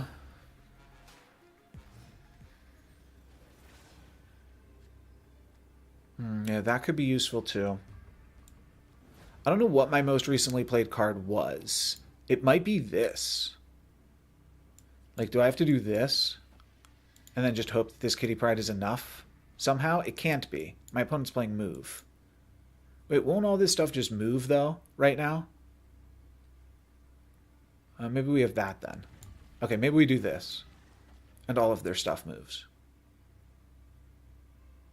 Sure. Yeah, sounds good. Oh, Silk is going to mean that that stuff doesn't move. All right. Well, let's see what happens here. So, I am currently time traveling. I am still playing... Okay, yeah, we lose this game. That's fine. I am currently playing... Wait, do I lose this game? Wait. Okay, sure. I won this game. I'm currently playing last season. I have been playing, for 3-4 hours since last season. And so for me, it is still the Star-Lord season. So I don't know what will happen if I hit Infinite right now. Because I never hit Infinite last season because I didn't play last season. So I'm kind of curious. I'm very, very close. And could probably keep playing and try to figure it out. Now that everybody's here, I think we'll play a few more games. You know what? I will be right back.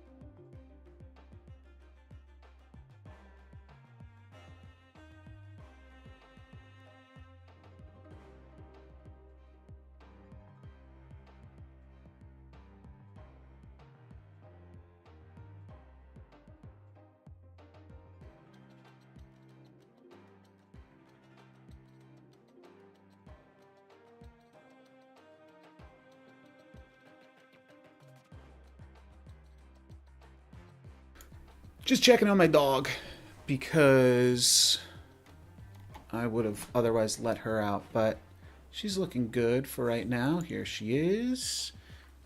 There's my sweetie.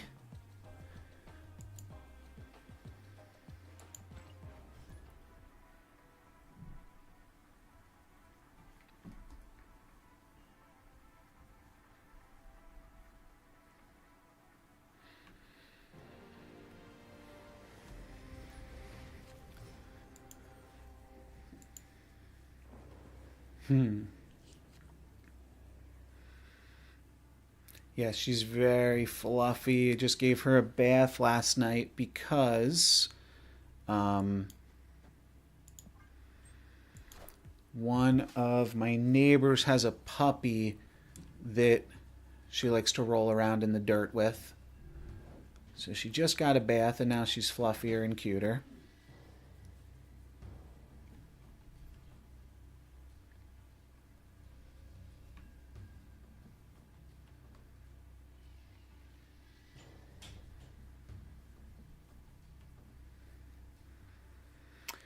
And okay. Oh, back to this game. Sorry, was juggling some things there for a second. Let's just do this for now. I'll want to play the Agony into Stark Tower and the Scarlet Spider there, but for right now I don't have to do that. Magic costing one more is pretty good. I'll take out the Atom. Ooh, and now this is their only Galactus location, too. That's pretty reasonable for me, I think. Do I want Prio? Yeah, we'll battle for Prio as well. Okay, it's not a Galactus deck. What deck is it? Who is playing Adam Warlock right now? Oh, it's a Jocasta. All right, well, then I'm kind of bummed I no longer have a Deafening Chord.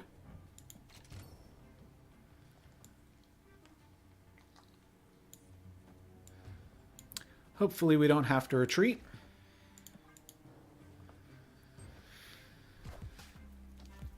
Oh, yes. Yes, yes, yes. Iska. Is that how you say this?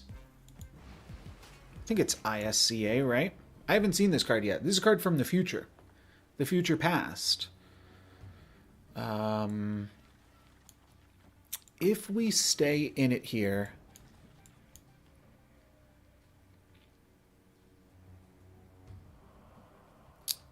we are committing a little bit. And we don't have our combo. Yeah, I've seen a few people playing Iska so far today. And I don't think we have a good answer to it here. I mean... yeah, I mean, certainly we're losing this location. We're making a Scarlet Spider. You know what? We're streaming. Worst case scenario, we're showing everybody a new combo. It's just good value. Oh, we can retreat again. Okay. All systems go. Sure thing. So now I somewhat want to Cosmo a potential Prodigy, but we did hit the shoe for this turn instead. I think we have to shoe.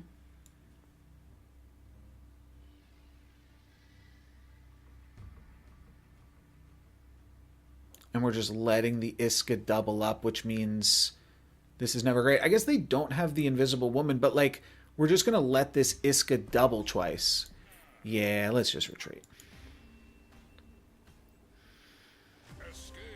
I was willing to let them snap when it was a can't retreat location, but I'm not just going to sit here and take it. I don't think that makes sense to do.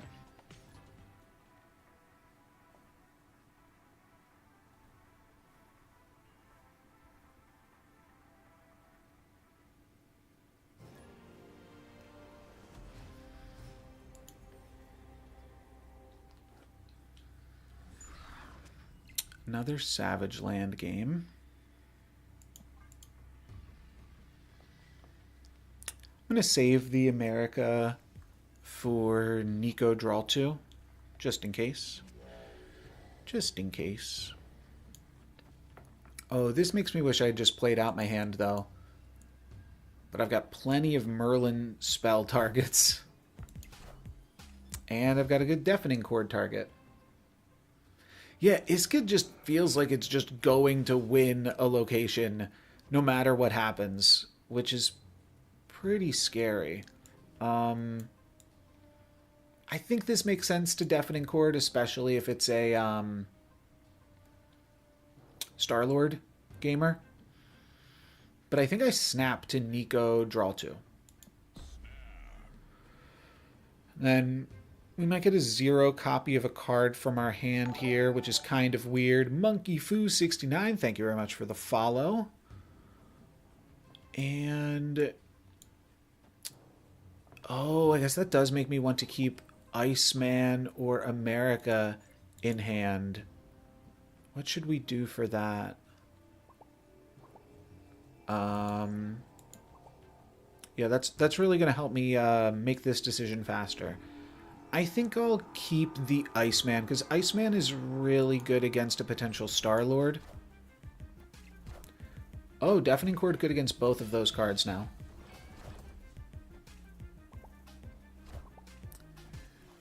Is she usually in the front row? Yeah, possibly. Oh, wow, they got a free Star-Lord. That is a bummer. Okay, they probably beat me here. Yeah. I think that snap makes a lot of sense. They can now Star-Lord this turn with extra energy, and then I think we're just boned. We can retreat slower just to you know, tease this person that was time emoting us, but we'll just get out of there now. Right back at you, buddy.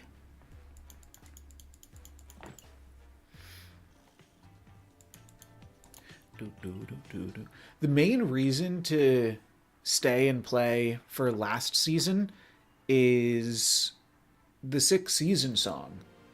We get to keep listening to that season song instead of the current one, whatever that is. Oh, you know what else? Oh, that's right. I was gonna say I haven't like done anything like, yeah, I haven't done any of my start of season stuff, which was like part of the reason I turned on the stream today. But that's fine.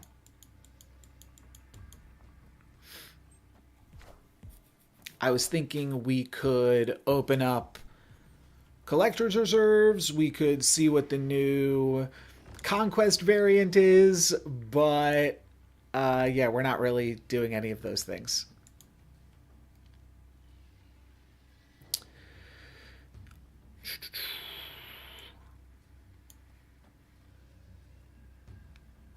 Magneto. Can Magneto get us any value here? Probably not.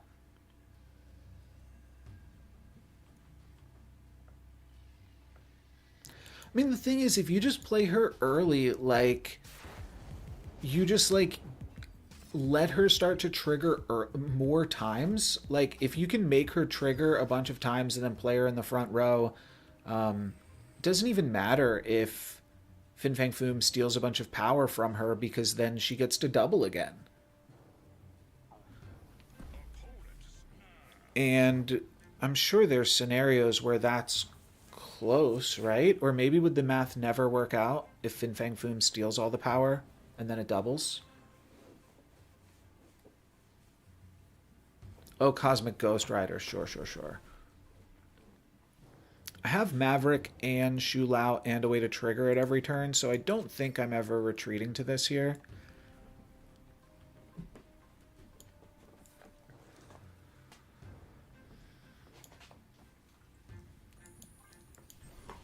Oh. Oh. That is not what I expected.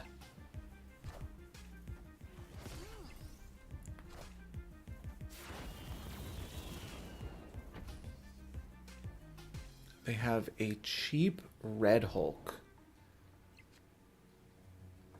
Okay, we can open up the vault with a Merlin, which is pretty cool.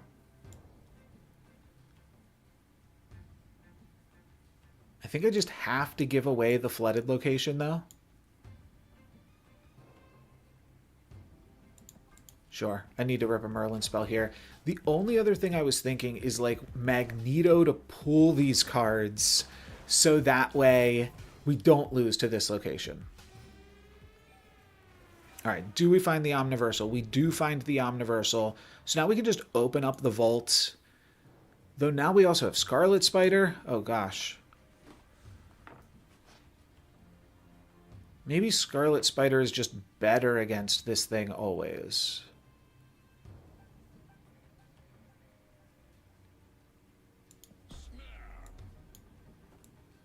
How does this ever lose? This isn't losing to Red Hulk.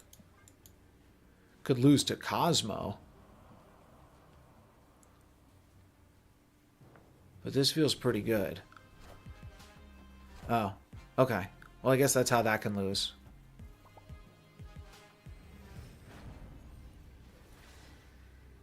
Wait, sorry. Oh, this is pigged?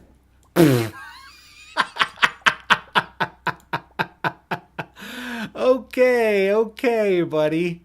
You had me going there for a second. That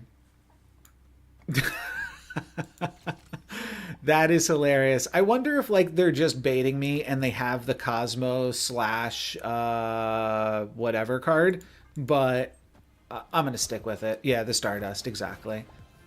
Yeah, that's fine. Yeah, no animation on him is definitely annoying. I thought that they had it. They were baiting, but still funny.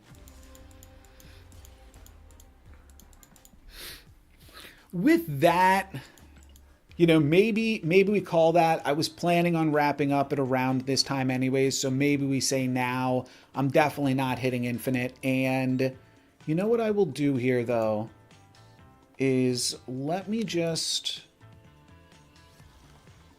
close down the game real quick and load it back up.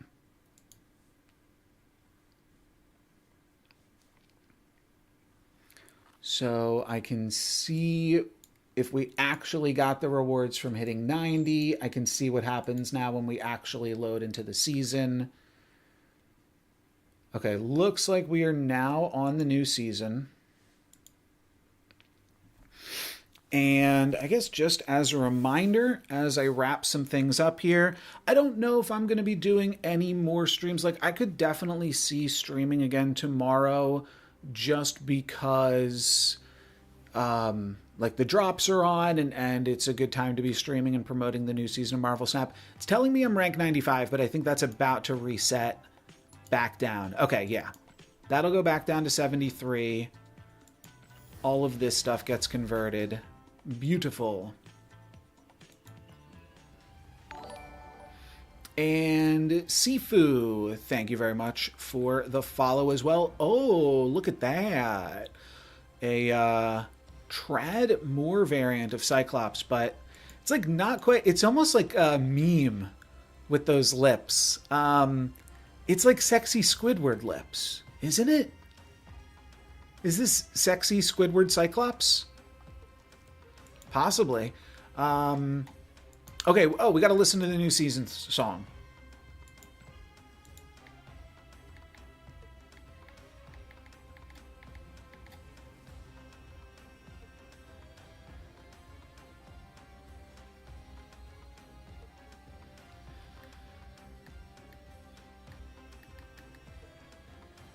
Okay. It's all right. I really like the last one. What else did we have to do?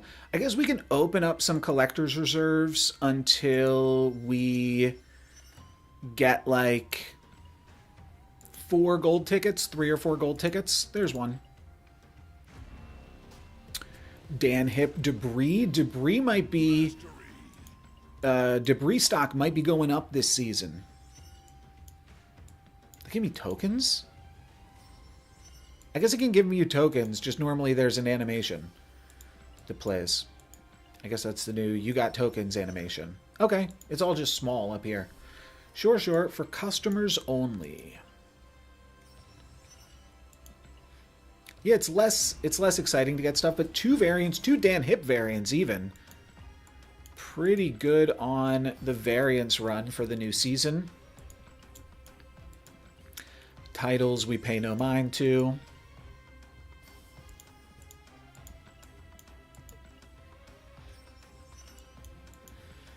And was there anything else I wanted to do to kick off the season? Nothing that I can think of. And yeah, oh, like I was going to say, I might stream tomorrow. Still, jury is out on that one, to be totally honest.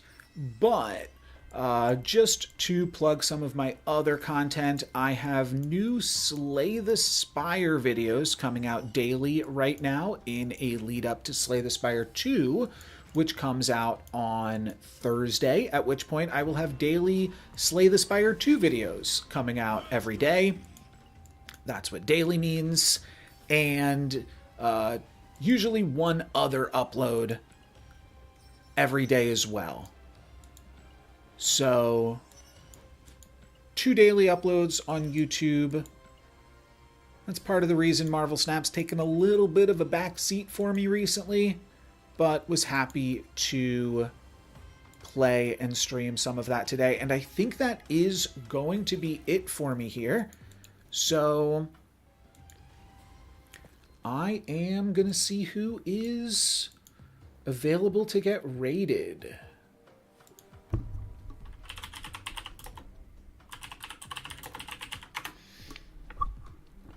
Who do we got?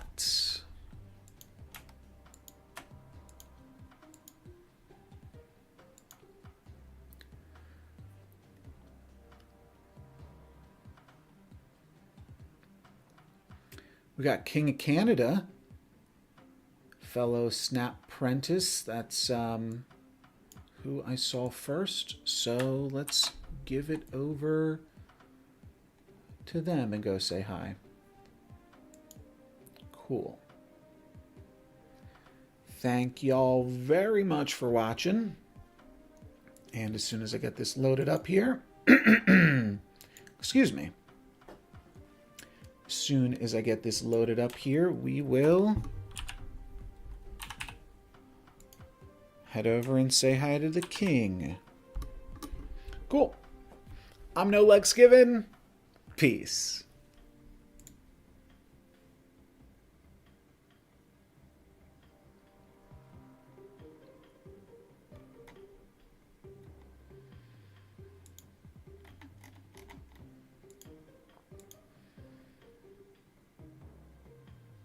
Cool, cool, cool.